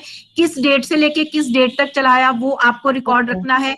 उस टीचर के पास उसका रिकॉर्ड अवेलेबल होना चाहिए, किस टीचर ने पढ़ाया वो रिकॉर्ड आपको मेंटेन करके रखना है, सो दैट कि आप प्रूफ कर सको कि ये एक्टिविटी आपने की थी।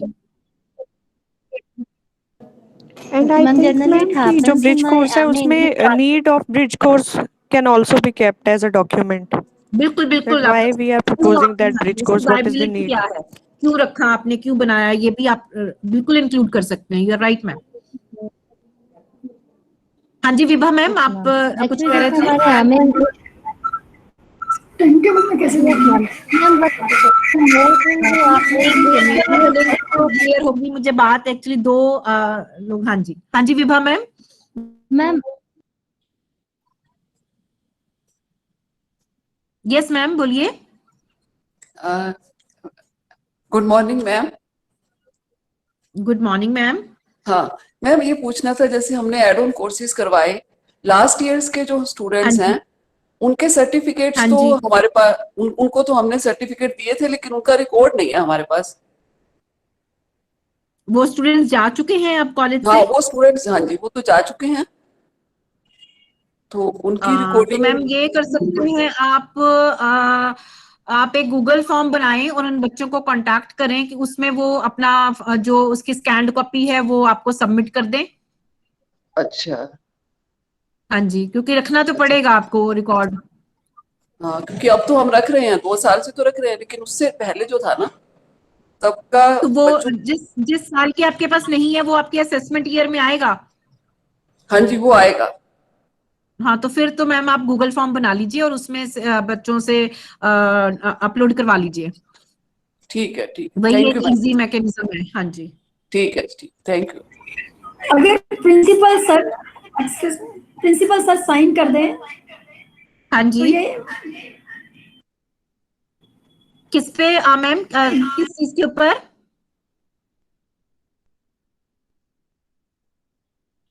यस नीना मैम, किस चीज पे आप कह रहे हैं प्रिंसिपल सर साइन कर दें? मैम नीना मैम डिस्कनेक्ट हो गए हैं, अच्छा अच्छा, मुझे लगता है उन्हें 1 मिनट लगेगा कनेक्ट होने में। कोई बात नहीं मैम। विभा हाँ मैम, जी। आपको छवि आपका क्लियर नहीं हुआ था आई थिंक, बीच में फिर आपका माइक बंद हो गया। विभा मैम प्लीज आप अपना क्वेश्चन पूछ लीजिए। आ रही थी, आपको मेरी आवाज आ रही है मैम? हाँ जी, हाँ जी बोलिए मैम। मैम जैसे हमें ना अपने हमें इंग्लिश के लिए 1 वीक स्टार्टिंग में यही क्लासेस लगाते हैं about the background of the English literature, या जो बच्चे कॉमर्स या और दूसरे स्ट्रीम से हमारे पास में आते हैं, बट हमने हाँ अब तक जी इसे ब्रिज कोर्स का नाम नहीं दिया था। तो मैडम, अगर हम आपने एक्टिविटी की हुई है तो आप उसका हाँ जी, मतलब अगर आप कर चुके हैं, ये लगी हैं आपकी क्लासेस, तो आप उसका अब रिपोर्ट बना लीजिए उसकी। Okay ma'am. हाँ जी, ma'am the same thing is for remedial classes, कि हम हाँ जी। रेमेडियल क्लासेस भी लेते हैं अपने बच्चों के लिए, बट एग्जैक्टली हमने रेमेडियल क्लासेस का कोई सिलेबस अलग से डिजाइन नहीं किया हुआ है, तो उसके लिए ये क्या हमें रेमेडियल अलग से क्लासेस सिलेबस के लिए तो डिजाइन जो करना बच्चे है? को प्रॉब्लम आ रही है, जो स्लो लर्नर जी है, उसको आपने अगर आपने रेमेडियल क्लासेस कंडक्ट की हैं तो आपके जी रजिस्टर में उसकी एंट्री होनी चाहिए, और प्लस आप उसका जो अटेंडेंस है वो एज ए डॉक्यूमेंट्री प्रूफ रख सकते हैं। उसके लिए आपको सिलेबस डिजाइन करने की जरूरत नहीं है। यस मैम, वो है हमारे पास में, हमने अपने अटेंडेंस रजिस्टर में सारा हाँ, कुछ मेंशन किया हुआ है। That's enough ma'am. Okay, thank you ma'am. Is there any query from the side of the participants? हमारे पास में हेलो। एफडीपी में और जो सारे, यस हाँ जी ma'am, yes Payal ji this please. Is doctor Payal from Guru Nanak Khalsa college ma'am. Ma'am ये जो टीचर्स के जो एवेल्युएशन क्वेश्चन पेपर्स के लिए जाते हैं, वो डिटेल हमें यूनिवर्सिटी से तो नहीं मिल सकती, तो फिर वो उसका रिकॉर्ड कैसे रखेंगे हम लोग? जो आपके पास ड्यूटी आती है इवैल्यूएशन करने के लिए? हाँ जी मैम, और क्वेश्चन पेपर सेटिंग के लिए जो मैम डिटेल, वो तो हम अपने कॉलेज से ले सकते हैं, लेकिन दूसरी एवेल्युएशन वाली ड्यूटीज वाली पेपर सेटिंग। इवैल्यूएशन में जहाँ मैम आपका सेंटर बना होगा, जो रेम्युनरेशन आपको पे हुआ होगा, उसका रिकॉर्ड उस सेंटर में जरूर होगा। हाँ जी मैम, हाँ जी, हाँ तो जी। वो आप रख सकते हैं अपने पास एज ए रिकॉर्ड। हाँ जी मैम, हाँ जी। और मैम पेपर सेटिंग वाला? पेपर सेटिंग के लिए तो हमें वो आती है, लेटर ही आती है पेपर सेट करने के लिए। यूनिवर्सिटी की तरफ से। श्रुति मैम लेकिन वो 4127 कुछ 4@gmail.com। कॉन्फिडेंशियल होती हैं, कुछ ये तो स्टाफ है देना हमारा चाहता है, कुछ रिक्वायरमेंट, नहीं पर देना फिर भी चाहता। पहली मेमोरी सेंड किया नहीं, जो मुझे पेपर फर्स्ट कंडक्ट हो आप गया अपने उसका स्पैम तो मेल अब में चेक कोई करो। ऐसी प्रॉब्लम नहीं है, वो दे सकते हैं उसकी। उनको कहें कि अपने पास स्कैन कॉपी रख लें या ऑफिस में जमा करा दें। जो आपका एडमिनिस्ट्रेटिव ऑफिस है वहां पे किसी क्लर्क की ड्यूटी लगा दें, अगर वो टीचर्स के साथ शेयर नहीं करना चाहते हैं। ऑफिस में तो जमा करा ही सकते हैं, सॉफ्ट कॉपी दे दें उसकी। जी जी जी, थैंक मैम यू जो मैम, थैंक पेपर यू। हमने सेट किया उसके लिए तो हमें पहले परमिशन मांगी जाती है ना, यूनिवर्सिटी से ही हमें हमारे पास लेटर आता ही है। हाँ तो बिल्कुल दैट बिल्कुल letter ma'am, is enough, that is enough document for that. बिल्कुल बिल्कुल। वो मैम कह रहे हैं कि वो टीचर्स शेयर नहीं करना चाहते हैं, तो मैंने उनको ये बोला है कि आप ऑफिस में जमा करवा दें, उन टीचर को बोले जो शेयर नहीं करना चाहते। आई डोंट थिंक उसमें कुछ कॉन्फिडेंशियलिटी है, कुछ जब ऐसा नहीं, पेपर हाँ कंडक्ट हो बिल्कुल। गया उसके बाद तो कोई प्रॉब्लम नहीं है। Yes yes yes, very right. Excuse me ma'am, excuse me हाँ मैम, जी, हाँ जी, this is Payal here ma'am. Ma'am अगर हाँ जी। पिछले 5 सालों का रिकॉर्ड, जैसे आप कहते हैं क्वेश्चन पेपर्स की वो लेटर आती है वो हम सबमिट करा सकते हैं, लेकिन लास्ट 5 years में अगर किसी टीचर्स की कोई मिसप्लेस हो गई, वो रिकॉर्ड कैसे फिर, या तो वो यूनिवर्सिटी से ही मिल सकता है? बिल्कुल मैम, वो तो यूनिवर्सिटी से ही मिल सकता है अगर मिसप्लेस्ड है तो तो। मैम वो यूनिवर्सिटी से ही मंगवाना पड़ेगा हम लोग को, हाँ क्योंकि जी, कई हाँ जी, टीचर्स के मिसप्लेस हो चुके हैं या हो जाते हैं बाय हाँ जी, डिफॉल्ट। बिल्कुल मैम, उसका और तो कोई सोल्यूशन है ही नहीं है, वो तो वहाँ वो यूनिवर्सिटी में रिकॉर्ड में होता है, वहीं से आप ले सकते हैं। ठीक है, thank you ma'am, thank you. Welcome ma'am. Thank you ma'am. Thank और यू भी मैम। कोई query any other participants question? की? Any other questions?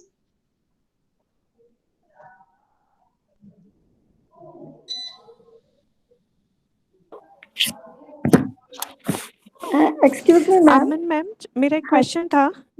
हाँ जी। मैम, जो फीडबैक फॉर्म्स हम लोगों को हमारी वेबसाइट पर रखने हैं, वो जो नैक ने दिया हुआ है फीडबैक का क्वेश्चनर, वही होना चाहिए एग्जैक्टली, या हम लोग अपने नहीं नहीं अपना फीडबैक खुद नहीं डिजाइन नहीं, कर देखो सकते हैं, वो भी वैलिड है? दो चीजें हैं। जो करिकुलम का है वो आपने खुद ने डिजाइन करना है, करिकुलम वाला। पेरेंट्स के उसके लिए, एल्यूमिनाई के लिए अलग से, स्टूडेंट्स के लिए अलग से, टीचर के लिए अलग से, चारों स्टेक होल्डर्स के लिए अलग से आपका करिकुलम से रिलेटेड ही फीडबैक बनेगा। और जो सेकंड है एसएसएस, उसका फॉर्मेट नैक ने दे रखा है, तो उसको आप यूज करके अपना खुद का बना सकते हैं एसएसएस। जो स्टूडेंट सेटिस्फेक्शन सर्वे है उसमें उन्होंने 21 क्वेश्चन पूछे हुए हैं, जिनमें से 20 जो हैं वो ऑब्जेक्टिव टाइप है और एक क्वेश्चन उन्होंने सजेशंस के लिए स्टूडेंट से मांगा हुआ है। उसका पैटर्न आप उनसे ले सकते हैं नैक की वेबसाइट से, और अपना जो एसएसएस डिजाइन कर सकते हैं।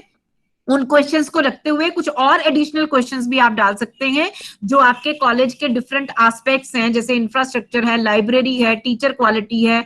तो सारे एस्पेक्ट्स को कुछ कुछ क्वेश्चंस उसमें आप डाल के एक अपना स्टूडेंट सेटिस्फेक्शन सर्वे बना सकते हैं, जो आपको हर साल कंडक्ट करना है सारे स्टूडेंट से, सो दैट कि स्टूडेंट्स आपके ट्रेंड हो जाएं। जो जब नैक एसएसएस कंडक्ट करेगा तो स्टूडेंट को पता हो कि क्या क्वेश्चंस आ सकते हैं और उनको किस तरह से आंसर करना है। तो ये जो क्राइटेरिया 1 में है वो सिर्फ करिकुलम से रिलेटेड है, जो 4 स्टेक होल्डर से आपने लेना है। जो एसएसएस है, जो फॉर्मेट भी नैक ने दे रखा है, वो सिर्फ स्टूडेंट से लेना है, और उसमें आपने अपने कॉलेज के सारे एस्पेक्ट्स को डिस्कस करना है।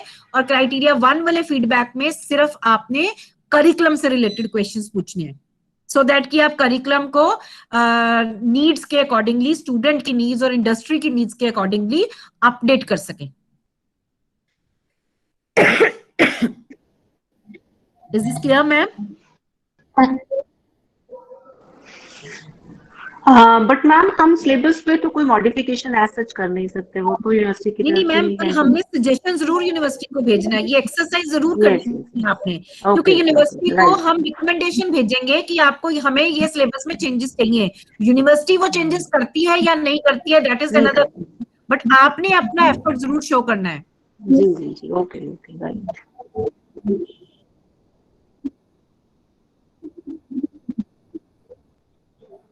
Yes, any other question? Okay ma'am, thank you. Neena ma'am, आप बात करना चाह रहे थे?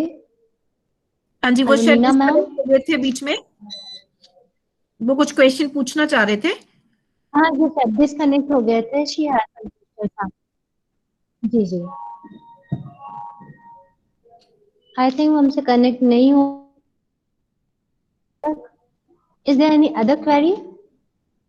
This is really a very good platform कि जो क्वेश्चंस हम अपने आप में एक दूसरे से पूछते हैं वो यहाँ पे अगर हम मैम से पूछेंगे तो इजीली हमारे पास आंसर आ जाएगा. आई थिंक नीना हाँ मैम जी, हमारे साथ कनेक्ट हो रहे हैं. Yes Neena ma'am. Yes I want to say कि अगर हम डॉक्यूमेंट्स को प्रिंसिपल से हमारे पास we have given the duties, हमने सब कुछ किया है, पेपर भी सेट किया है, लेकिन डॉक्यूमेंट गुम हो जाता है, तो अगर प्रिंसिपल साइन कर दे मैम उस पे बिकॉज शी नोज कि we have done this job work, तो क्या वो नहीं डॉक्यूमेंट नहीं माना जाएगा? नहीं मैम, अगर कोई गुम भी हो गया है तो आई थिंक यूनिवर्सिटी से आप वो ले सकते हैं. कोशिश करें कि आपको यूनिवर्सिटी वाला ही आप यहाँ पे प्रोड्यूस कर सकें as a documentary evidence. Okay, तो प्रिंसिपल इज नो होता है. Okay okay. और जैसे हमने ये सोचा है कि हम लोग जितने भी जेंडर इश्यूज हैं या सोसाइटी क्रॉस कटिंग इश्यूज हैं, हम उनको अपने ट्यूटर जैसे ट्यूटोरियल ग्रुप्स होते हैं, हम उनमें एक एक लेक्चर रखवा दें, एक सिलेबस डिजाइन करें इंग्लिश है ना 2-3 टीचर से, और हम वो अपने ट्यूटोरियल में बच्चों को दे दें, सभी पूरे कॉलेज के बच्चों को इन्वॉल्व करके उनको लेक्चर दे दें. बिल्कुल कर सकते हैं मैम, कर सकते हैं आप. ठीक है, राइट, ठीक है. बस हम वो सिलेबस दिखा देंगे कि we have designed this and we have, बस उसका प्रूफ जरूर रखें, जो आपने एक्टिविटी की है उसका प्रूफ आप लिखें, प्रॉपर उसकी रिपोर्ट बना के रखें कि एक्टिविटी हुई थी, और अगर हो सकता है तो उसकी फोटोग्राफ्स भी क्लिक करके रखें आप. ठीक है मैम, क्योंकि एनरोलमेंट अगर हम करते हैं, नो डाउट एनरोलमेंट होगी, वो हर एक टीचर अपना जो क्लास टीचर मेंटर होगा वो अपनी मेंटर अटेंडेंस ले सकता है कि ये इस दिन एक्टिविटी हुई थी और इस दिन ये बच्चे प्रेजेंट थे. That is the proof, authentic proof. ठीक है, बहुत बहुत अच्छे से आपने सारा लेक्चर दिया, एक पॉइंट को बड़े क्लियरली बताया. Thank you ma'am, thank you.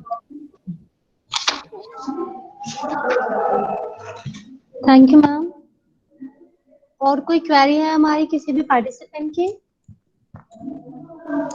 Any query? I think ma'am ने बहुत अच्छे से छोटी छोटी चीजें भी हमको बताई हैं कि बहुत सारे क्वेश्चन जो हमारे मन में थे वो प्रेजेंटेशन के ड्यूरेशन में ही सॉल्व हो गए, और बाकी जो क्वेश्चन सेशन राउंड चला, वेरी इंटरेक्टिव प्रोसेस, बाकी कुछ इसमें भी सॉल्व हुआ. Thank you Amandeep ma'am. मैं वालिया सर से रिक्वेस्ट करती हूँ. Walia sir, if you want to add something और से समथिंग, प्लीज कम.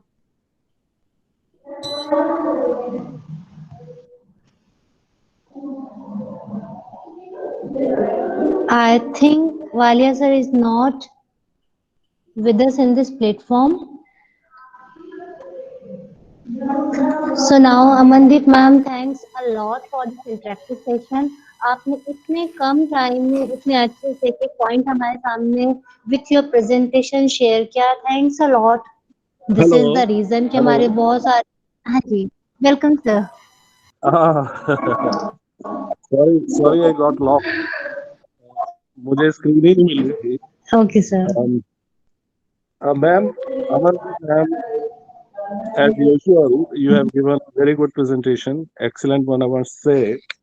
आपने आपने बहुत अच्छे ढंग से with examples as I requested you earlier आपने समझाया सबको. देखिए, ये जो हमने FDP रखा है, ये इसीलिए रखा है ताकि हम आपस में इंटरेक्ट करके जो भी हमारी क्लैरिफिकेशन हमने लेनी है वो हम ले पाए, so that we are pretty sure कि हमने कैसे आगे बढ़ना है. इसमें बहुत सारी चीजें हैं. प्रोजेक्ट्स को लेके थोड़ी सी मुझे एक क्लैरिफिकेशन लेनी है. आपने कहा कि जो यूनिवर्सिटी की तरफ से प्रिस्क्राइब्ड कोर्सेज में जो प्रोजेक्ट्स हैं, प्रोग्राम्स में, वही लेने हैं. तो आगे जो क्राइटेरिया 2 है उसमें भी प्रोजेक्ट वर्क से टीचिंग के बारे में, you know, when we are teaching our classes to maximize learning, experiential learning भी है. हाँ जी, प्रोजेक्ट्स आते हैं. तो बिल्कुल आते हैं. वहां आप शो कर सकते हैं सर, वहां आप अपने लेवल पे करा सकते हैं. बट इस क्राइटेरिया में, इस मैट्रिक के अंडर आपको वही वाले माने जाएंगे जो यूनिवर्सिटी में प्रिस्क्राइब्ड है. हाँ, बट ये है थोड़ी सी इनकंसिस्टेंसी है इसमें. हाँ जी, हाँ जी, बिल्कुल बिल्कुल. क्योंकि NAAC जो है, जो they always focus on holistic learning, कल भी जैसे मैंने बात बिल्कुल की थी कि लिविंग ऑर्गेनिज्म की तरह वो देखते हैं, उसमें ये बिल्कुल है कि हम लोग it's not very compartmentalise kind of thing कि भाई ये इधर ये हो सकता है और वहां नहीं हो सकता। आई थिंक अगर यहाँ पे भी वो जो हम टीचिंग एंड लर्निंग के लिए जो प्रोजेक्ट्स हम बच्चों को बनाने के लिए बोलेंगे, दैट इज द बिल्कुल purpose is to maximise learning there. बिल्कुल तो बिल्कुल सर, बिल्कुल आप राइट हैं इस बात पे। हाँ, वो कंसीडर इधर जरूर होने चाहिए। वी शुड गेट द होने तो चाहिए sir. I personally also feel कि अगर हम अपने लेवल पे बच्चे को कोई एक्सपोजर दे रहे हैं और बच्चा उसमें सीख रहा है और लर्निंग हो रही है, तो that activity should be counted in every criteria, जहां जहां भी वो एप्लीकेबल है। बट क्योंकि इन्होंने एसओपी पे ये बहुत क्लियरली लिखा हुआ है कि इस क्राइटेरिया, इस मैट्रिक के अंदर यूनिवर्सिटी के प्रिस्क्राइब्ड प्रोजेक्ट्स ही आएंगे, तो थोड़ा सा डाउटफुल रहता है कि वो यहाँ पे इसे कंसीडर करेंगे कि नहीं। बट अदरवाइज हम एक्सपेरियंशियल लर्निंग में, you are very right sir, वहां पे हम इसको बहुत अच्छी तरह से शो कर सकते हैं। इवन हम अपने लेवल पे टीचर्स भी अपने छोटे छोटे प्रोजेक्ट्स दे सकते हैं। Hello, Walia sir, you are audible. या ओके, हाँ जी, हाँ जी, बिल्कुल राइट है सर, आप बिल्कुल ठीक कह रहे हैं आप। तो हम एक्टिविटी तो करें, हो सकता है कि बाय दैट टाइम जब हमारी इवैल्यूएशन हो तो ये कंसीडर भी कर ली जाए। अच्छा, एक मैम और मेरा क्वेश्चन था कि 1.3.1 जिसमें institution integrate cross cutting issues relevant to professional ethics gender, अब ये ठीक है। अब इसमें आपने कहा कि भाई अगर ये चीजें हमारे प्रिस्क्राइब सिलेबस में कहीं रिफ्लेक्ट होती हैं, ठीक है, उसको हमने लेना है। लेकिन इसके अलावा अगर हम अपनी तरफ से कुछ प्रोग्राम्स ऑर्गेनाइज करते हैं, कुछ एक्टिविटीज बिल्कुल सर, बिल्कुल आप कर सकते हैं, क्योंकि हमारे सिलेबस में बहुत ज्यादा जगह ये चीज नहीं है। यहाँ पे आप चाहे वर्कशॉप कंडक्ट करें, चाहे गेस्ट लेक्चर कंडक्ट करें, चाहे कोई सेमिनार कंडक्ट करें रिलेटेड टू दीज इश्यूज, तो दैट विल बी कंसिडर्ड। कोई भी एक्टिविटी आप करवा सकते हैं, ये जरूरी नहीं है कि वो सिलेबस के अंदर ही हो, बट अगर कहीं सिलेबस में इंक्लूडेड है तो वो यहाँ पे मेंशन जरूर करें। अच्छा, एक और एरिया से नेक्स्ट वाला 132, उसमें जैसे हमारे पास नॉर्मली कॉलेजेस में project work, field work, internship, इस तरह की प्रोविजंस है नहीं है। कुछ सब्जेक्ट्स में तो चलो होता है, लेकिन अब इसमें क्या है कि टोटल नंबर ऑफ स्टूडेंट और कितने percentage of student doing these activities, बिल्कुल, तो इसका वे आउट क्या आपने निकाला है? इसमें किस तरह से मैक्सिमम बच्चों को पार्टिसिपेट कराया जाए? सर जैसे हमारे तो ये है कि जो ईवीएस है उसमें भी प्रोजेक्ट वर्क होता है, और जो ये बीएससी बायोटेक और मेडिकल वाले बच्चे हैं ये प्रोजेक्ट फील्ड वर्क करते हैं। इसके अलावा जो हमारे पास बीकॉम के 4-5 वोकेशनल कोर्सेज हैं, इसमें हमारे पास हर सेमेस्टर में ओजेटी है, और हम लोग बीवॉक भी रन कर रहे हैं। तो बीवॉक में तो हमारे पास हर सेमेस्टर में प्रोजेक्ट वर्क है। मतलब जैसे 3 साल का है अगर कोर्स, तो हर सेमेस्टर में पहले सेमेस्टर को छोड़ के 5 सेमेस्टर में प्रोजेक्ट वर्क है, तो वहां पे हमारे पास बच्चा आ जाता है। प्लस हमने एड ऑन कोर्सेज भी जो चलाते हैं, जो UGC approved add on courses हैं, उनमें भी प्रोजेक्ट वर्क होता है, तो वो भी हम यहाँ पे शो करते हैं। राइट। तो ये तो चलो आपका कॉलेज बड़ा कॉलेज है, आपने इतने सारे कोर्सेज एडिशनली लिए हुए हैं, but for a general college जहाँ पे ये सारा, जहाँ पे ये कोर्सेज अवेलेबल नहीं है, तो वो लोग क्या कर सकते हैं? ईवीएस वाला तो है ही सब जगह, उसमें प्रोजेक्ट वर्क भी होता है। वो तो इन्वायरमेंटल का वो सिर्फ फर्स्ट ईयर में है। फर्स्ट ईयर में मान लीजिए हमारे पास पर मैंडेटरी है, क्योंकि सारी स्ट्रीम के बच्चों ने ईवीएस पढ़ना ही पढ़ना है, तो वहां से एक बड़ा नंबर हमें मिल जाता है। वो नंबर मिल जाएगा। हाँ जी, वो नंबर मिल जाएगा। या एड ऑन कोर्सेज अगर आप कोई चला रहे हैं तो वो नंबर आप यहाँ पे यूज कर सकते हैं, क्योंकि उसमें भी प्रिस्क्राइब होता है। राइट। और एक और मुझे क्लैरिफिकेशन देनी थी लास्ट में, जो फीडबैक है जो स्टेक होल्डर से, फीडबैक तो हमने क्वेश्चनर बना के ले ली उनसे, अब इसका सैंपल साइज क्या होना चाहिए? सर सैंपल साइज जो है एज सच तो कोई डिफाइंड नहीं है, बट आप 10% ऑफ डिपार्टमेंटल स्ट्रेंथ स्टूडेंट से जरूर लें। ओके। हाँ जी। जो आपके तो डिपार्टमेंट में, मतलब क्योंकि ये तो हमारा डिपार्टमेंट वाइज चलेगा, तो उस डिपार्टमेंट की जो स्ट्रेंथ है उसका 10% आप सैंपल साइज जरूर यूज करें। अच्छा, इसका जो एक्शन टेकन रिपोर्ट है, हाँ इज इट जी, टू बी सेंट समवेयर, किसी तो जगह इसको भेजनी है? वेबसाइट पे सर हमें इसे वो प्रोड्यूस करना लगा है, दो। जो भी हम, हाँ, हाँ जी, जो भी हम कर रहे हैं, उसके बाद जब वो हमसे डिमांड करेंगे तो हमें उनको प्रोड्यूस करना है। इसके अलावा हमें यूनिवर्सिटी बॉडी को तो नहीं भेजनी? यूनिवर्सिटी बॉडी को हमने एक्शन टेकन रिपोर्ट नहीं भेजनी, हमने यूनिवर्सिटी बॉडी को भेजनी है अपनी रिकमेंडेशन, कि जो हमें बच्चों ने सजेशन दी या इन स्टेक होल्डर्स ने सजेशन दी, उसके बेसिस पे जो चेंजेस हम चाहते हैं करिकुलम में, वो हमने रिप्रेजेंटेशन वहां यूनिवर्सिटी जरूर भेजनी है और उसका रिकॉर्ड भी रखना है, ताकि राइट। हमारा कोरम पूरा हो गया कि हमने अपनी सजेशंस भेज दी थी, हमने ये एक्टिविटी की और हमने हाँ, सजेशन यूनिवर्सिटी में भेज दी। अब यूनिवर्सिटी उसको इम्प्लीमेंट करती है या नहीं करती है, दैट्स अ डिफरेंट थिंग। तो ये जो फीडबैक है, this is to be taken programme wise, जैसे बीए के बिल्कुल बिल्कुल, हाँ जी हाँ जी, बिल्कुल वैसे डिपार्टमेंट वाइज लेना पड़ेगा। हाँ, डिपार्टमेंट वाइज प्रोग्राम, हाँ जी, प्रोग्राम और वाइज नहीं, actually department programme wise wise. Sir, department wise लेके फिर आपको इसे एचओडी इसके ऊपर अपनी एक्शन टेकन रिपोर्ट बनाएगा और फिर वो प्रिंसिपल को वो उसकी रिप्रेजेंटेशन जाएगी, उसके बाद फिर ये यूनिवर्सिटी रिप्रेजेंटेशन जाएगी कि हमें इस कोर्सेज के अंदर, इन प्रोग्राम्स के अंदर, इन करिकुलम्स में ये चेंजेस चाहिए, या ये न्यू एड कोर्स हम इम्प्लीमेंट करना चाहते हैं, या ये सिलेबस में ये यूनिट ऐड होनी चाहिए, या ये यूनिट डिलीट हो जानी चाहिए। इस तरह से रिप्रेजेंटेशन बना के हमें यूनिवर्सिटी भेजनी पड़ेगी।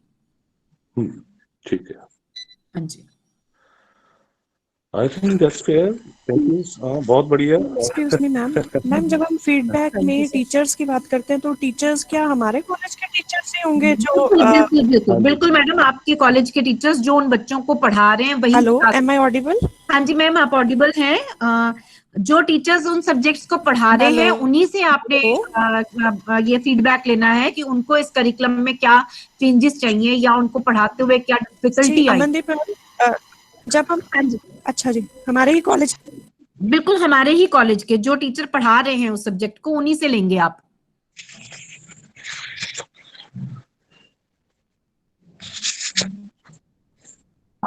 Am I clear, Vrinder ma'am?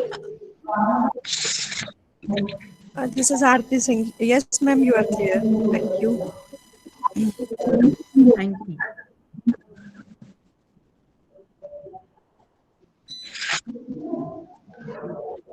Thank you Amandeep ma'am, thank you Aliya sir. जो क्वेश्चंस हमारे रह गए थे, जो पर्टिकुलर एस्पेक्ट्स हम नहीं टच कर पाए थे, वालिया सर ने उन सारी चीजों के बारे में भी डिटेल से क्वेश्चंस पूछ के हमारी और जो क्वेरीज थी जो शायद हमारे मन में नहीं भी आई थी, वो भी सर ने हमारे साथ में सॉल्व कर दी।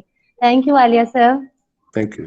And Amandeep ma'am, personally I say आपने इतने अच्छे से सारी चीजें डिटेल में समझाई हैं कि जो छोटी छोटी क्वेरीज मेरे भी मन में थी वो भी यहाँ पे आके सॉल्व हो गई। स्पेशली कि अगर हमारे सिलेबस में हमें बच्चों को कुछ चेंजेस चाहिए, तो हम कई बार सोचते हैं ना कि यूनिवर्सिटी चेंज नहीं करेगी तो हम नहीं भेजते हैं, but this is our responsibility कि हम अपने कोरम के हिसाब से उन्हें भेजें। अब यूनिवर्सिटी उसे फॉलो करती है नहीं करती है, वो यूनिवर्सिटी की रिस्पॉन्सिबिलिटी है। Right thank you ma'am. Yes ma'am, और specially about that bridge courses, क्योंकि ये मैं हमेशा अपने क्लास में करती हूँ कि मैं अलग अलग स्ट्रीम वाले बच्चों को बताती हूँ, बट उसके लिए मेरे पास कोई नाम नहीं था। एक इसमें बस अब ब्रिज कोर्स के अंडर करें मैम, अब इसको रिकॉर्ड मेंटेन करें। एक लास्ट क्वेश्चन है और हाँ जी सर, हाँ जी। अब वो ये है कि जैसे हम रिमीडियल कोर्सेज बनाते हैं, हाँ जी sir, how do we identify कि ये स्टूडेंट हमारे वीक स्टूडेंट हैं, ये हमारे अच्छे स्टूडेंट हैं? एक तो on the basis of the percentage in previous class, लेकिन सर दो दूसरा तरीके हैं सर। एक तो हम उनके एंट्री लेवल पे, जो हमारे पास फर्स्ट ईयर का स्टूडेंट आता है, एंट्री लेवल के जो मार्क्स हैं वो हम देख सकते हैं। सेकंड, क्योंकि हमें सब्जेक्ट वाइज भी चाहिए, हो सकता है एक बच्चा एक सब्जेक्ट में अच्छा हो, दूसरे सब्जेक्ट में अच्छा ना हो, वहां पे वो स्लो लर्नर हो, और दूसरे सब्जेक्ट में अच्छा हो।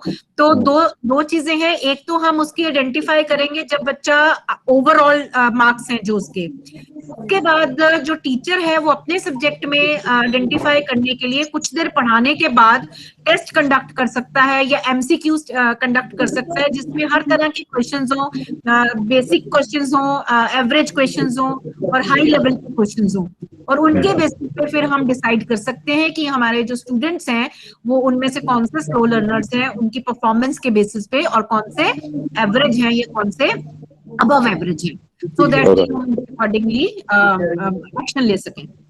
हाँ, इसको इस टूल को कहते हैं डायग्नोस्टिक टेस्ट। बिल्कुल बिल्कुल सर, बिल्कुल राइट। तो इसको थोड़ा अच्छे ढंग से सब्जेक्ट वाइज हर टीचर प्रिपेयर करेंगे। अच्छा, एक और चीज थी, ये सिर्फ फर्स्ट ईयर क्लास में होगा या second year and third year? सारी क्लासेस में सर, सारी क्लासेस में। हाँ जी बिल्कुल। तो भाई ये देख लीजिए आप, lac means lot of work. Right sir. इतनी आसानी से हमारा पीछा नहीं छूटने वाला, नहीं छूटने वाले। मतलब हमें परफॉर्म करना ही पड़ेगा, ये एक्टिविटीज करनी ही पड़ेंगी। यस यस यस यस, हाँ जी sir. Okay, thank you so much Aman ma'am.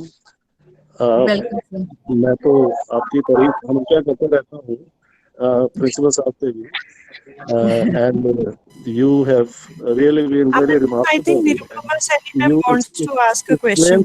Explain things, you explain things in a nice way. Thank you sir, thank you. Clarity हो जाए। तो हाँ जी, वरिंदर मैम शायद कुछ पूछना चाह रहे हैं। जी, This is Aarti Singh. Ma'am, I think Nirupama Sani ma'am wants to ask a question. Nirupama ma'am, please ask your question. Nirupama ma'am, are you there? Yes, Aarti. Yes, Aarti. Ma'am, please ask your question. Hello. Good noon, ma'am. Hello. Aman, ma'am. हाँ जी ma'am. Hello. Good noon, ma'am. Myself Nirupama from Guru Nanak Girls College. Good afternoon, You ma'am. have written a word POCO. Can you elaborate this word? PO, that is program outcome. तीन words हैं ma'am, programme outcome, PSO programme specific outcome and CO course outcome. Okay, will they be the same as that of university, or we can have different one? अगर तो university ने किसी course के define कर रखे हैं तो हम वो यूज कर सकते हैं, बट यूनिवर्सिटी ने जहां तक मेरी नॉलेज है सारे कोर्सेज के डिफाइन नहीं किए हुए हैं, तो वहां पे हमें खुद के डिफाइन करने हैं।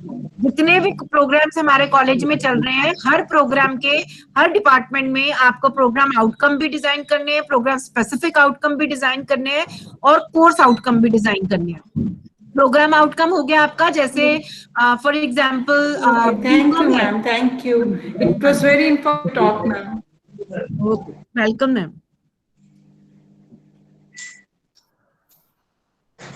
मैम आप बता रहे थे प्रोग्राम आउटकम के बारे में, अमनदीप मैम। प्रोग्राम आउटकम क्या रहेगा? प्रोग्राम आउटकम है जैसे फॉर एग्जांपल हम बीकॉम रन करते हैं, तो बीकॉम कंप्लीट करने पे, पूरा ग्रेजुएशन कंप्लीट करने पे बच्चा क्या लर्न करेगा, क्या हमारी एक्सपेक्टेशन है, कौन कौन से एट्रीब्यूट्स उस बच्चे के अंदर, जनरल एट्रीब्यूट्स उस बच्चे में इनकलकेट हो जाएंगे, that is the programme outcome. And specific outcome is, अगर बीकॉम हम कंप्यूटर एप्लीकेशन वोकेशनल रन कर रहे हैं, तो अगर वो ये भी सब्जेक्ट करता है तो स्पेसिफिक आउटकम, एक तो जनरल ग्रेजुएशन कंप्लीट करने के आउटकम्स हैं, एक है कि अगर वो कंप्यूटर एप्लीकेशन के साथ बीकॉम करते हैं तो उसमें कौन कौन सी एट्रीब्यूट्स या उसके लर्निंग लेवल्स जो हैं वो उसके जनरेट होंगे, that you have to mention.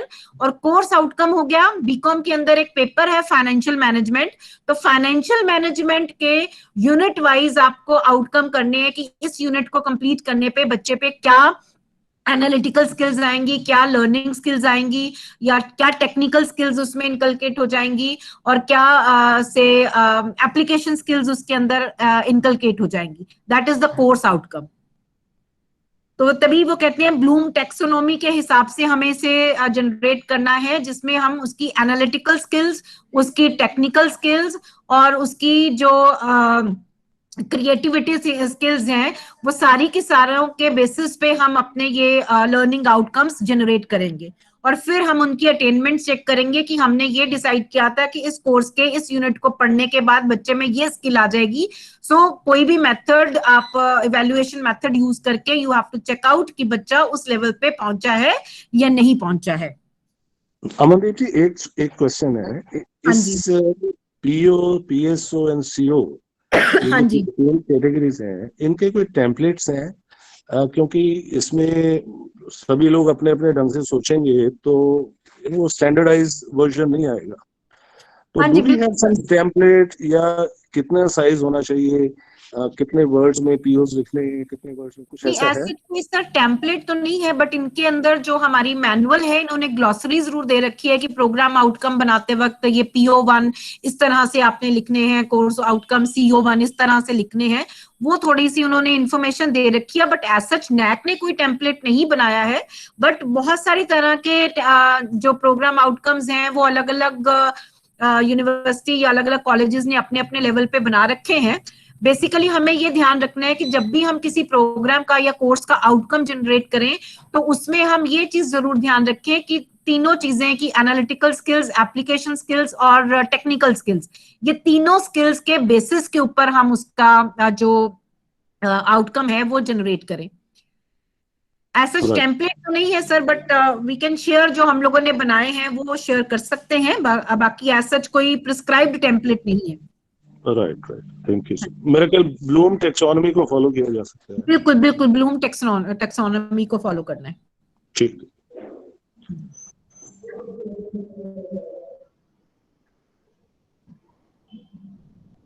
Thank you Aman ma'am. एक के बाद एक आपके पास ढेर सारी क्वेरीज आई हमारे पार्टिसिपेंट्स, आपने try to solve all of them.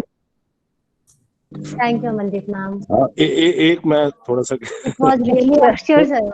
हाँ जी सर, हाँ जी श्योर। ऐसा है, कल का सेशन जो है वो 350 मार्क्स का है, तो मैं 3 लोगों का काम मैं अकेले कर रहा हूँ, तो I would need your support kindly. Sure sir, कोई ऐसी प्रॉब्लम नहीं है। देखिए, एक्चुअली ये again I am saying, you know, it's मुझे कोई इसमें कोई प्रॉब्लम नहीं है एक्सेप्ट करने में कि भाई ये we learn from each other, you know. I may have बिल्कुल sir, I may have 4 ideas. बिल्कुल सर, तो FDPs का पर्पस ही यही होता है कि हम आपस में शेयर कर सकें कि हम क्या यूज कर रहे हैं, आप क्या यूज कर रहे हैं, तो हम एक बेटर वे आउट निकाल सकें कि जो हमारी डिस्कशन से बेटर आउटकम आती है वो प्रैक्टिस हम यूज कर सकें, सो दैट कि हमारे स्टूडेंट्स को बेनिफिट हो सके। Yes absolutely. तो मैं चाहूंगा कि कल आप please be there for my support. Sure sir, no problem, Because sir. I will also learn from you, sir. We learn from each other, and it's a big criteria and very important one. So I would request ज़्यादा scoring कोई criteria है। I would request every participant to contribute, और एक free and fair discussion हो, so that we can enrich our understanding, improve ourselves. Yes. Right sir. Thank you. I think Shashi ma'am ने एक question डाला है, is there any limit for the strength of bridge course? No ma'am, there is no limit. जितने भी students को आप समझते हैं, आप आइडेंटिफाई करें कि किन स्टूडेंट्स की रिक्वायरमेंट है, आप उतने स्टूडेंट्स को एनरोल कर सकते हैं।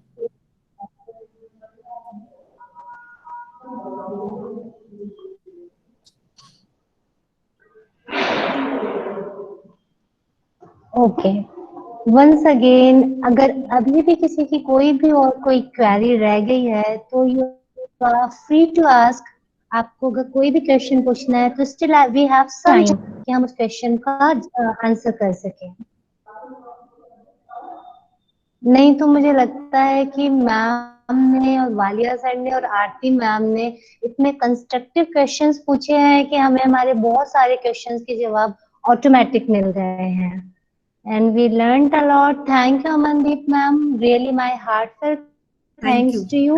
कि जब हम थैंक यू मैम, आपने इतने अच्छे से प्रेजेंटेशन दिया कि बहुत सारी क्वेरीज हमारी सबकी सॉल्व हो गई, और आप हमारे साथ इस सेशन में बने रहेंगे। अगर हमें बीच में फिर भी कुछ समझ आएगा कि हमें समझ नहीं आया तो हम आपको दोबारा डिस्टर्ब करेंगे। Sure ma'am, no problem. Thank you, ma'am. Thank you. जी So ma'am, can we disconnect now? Thank you. Okay. Yes, ma'am. Now everyone can leave the meeting. Okay. Thank you, ma'am. Thank you, ma'am.